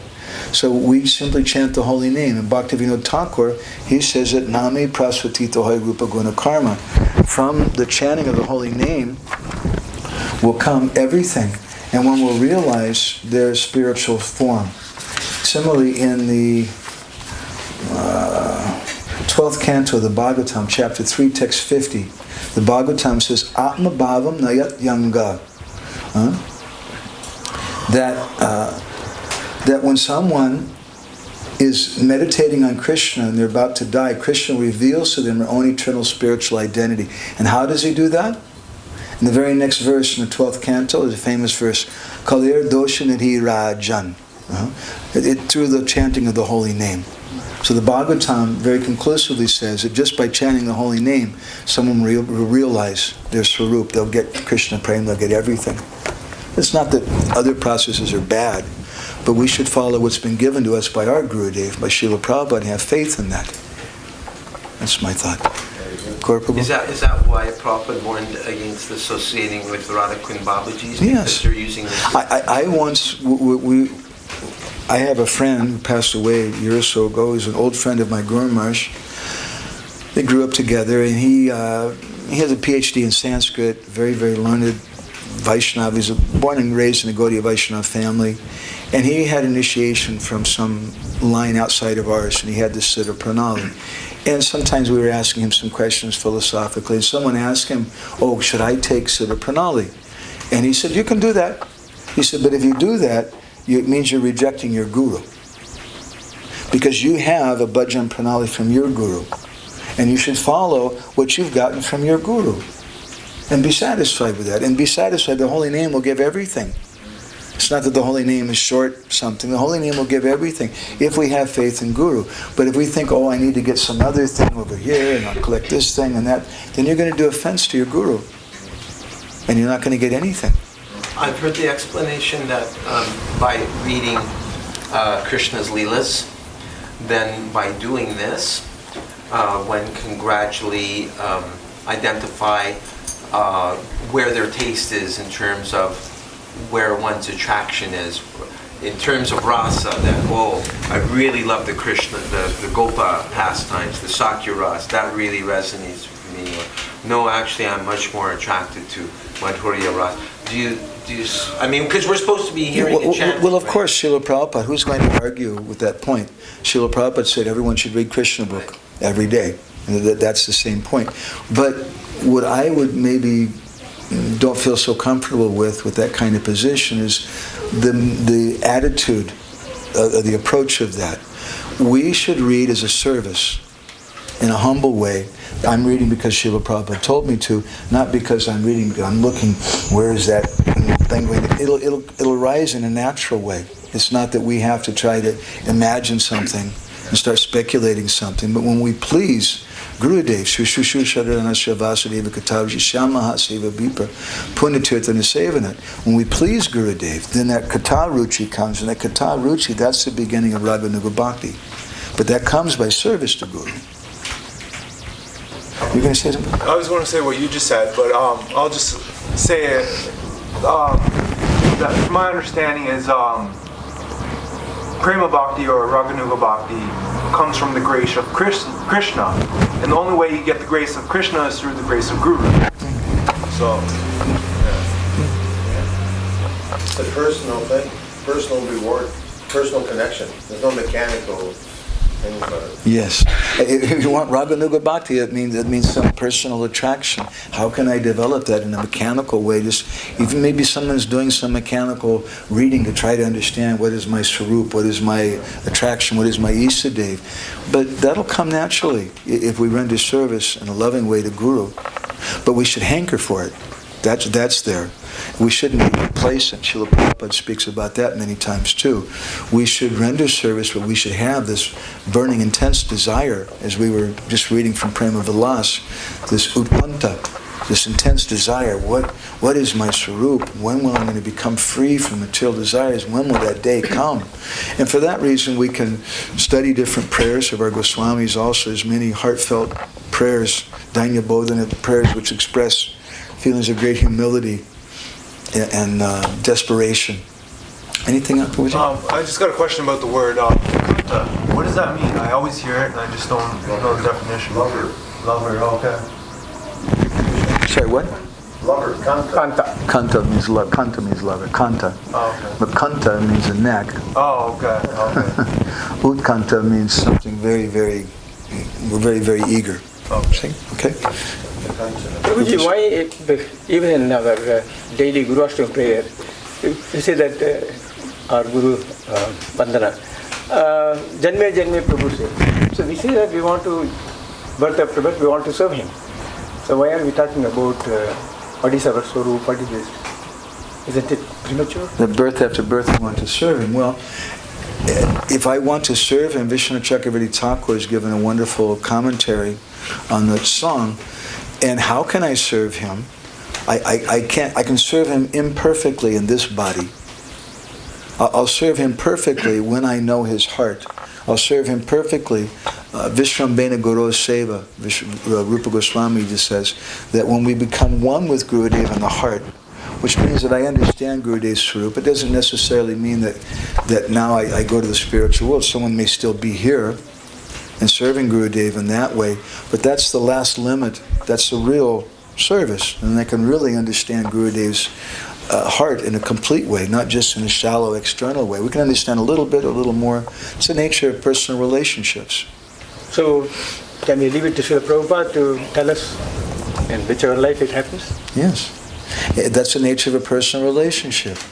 If I can't force someone to like me, I can't force someone to reveal their heart to me, but when the relationship becomes thick and deep and there's a deep trust that's developed, I show that I'm trustworthy, I show I have love for him, then he reveals something. Would you have something? Well, I'm just going back to the main point of your class, right? The beginning point, the main point of your class is that through understanding how to associate with the devotee, then we can get higher understanding, which means that we are allowed to enter into higher levels of association. The highest level of association is associate with Radha Krishna. Yes. So if we don't show Krishna that we know how to associate with what's surrounding us now, if I'm not qualified to associate with, Bhakti Bob and Bhakti Bill, then what makes me qualified to, enter the highest realms of association? And therefore we show our qualification by how refined we become in our association in what's already given to us by Krishna. I think sometimes that life is like a game of cards, and you can only play whatever you've been dealt. If you decide, I don't like these cards, then you can't play the game. So we may say, I want just pure association. And these guys, they're not. But this is the cards that have been dealt to me. And for some reason or another, they may be pure, they may not be pure, but these are the cards that have been given. This is the association Krishna has given me. And there's some lesson to be gotten in this. And maybe, just maybe, when I become more pure, I may come to find out there's actually so many wonderful Vaishnavas around me. And I become qualified for that. Shankar Prabhu, you want to finish? I don't have any wonderful reflections, but I'm just thinking in terms It's time. because That's a wonderful tomorrow is Tomorrow morning, Mars is there's giving gonna be a class. program tomorrow morning, so I'm just thinking everybody's take the shot and very late. They may not be able to come and participate. So if it's okay with you. Yeah. Srila Prabhupada ki, Samaveda Bhakta Binda ki, Gora Premanandi, Vamshakalpadadu.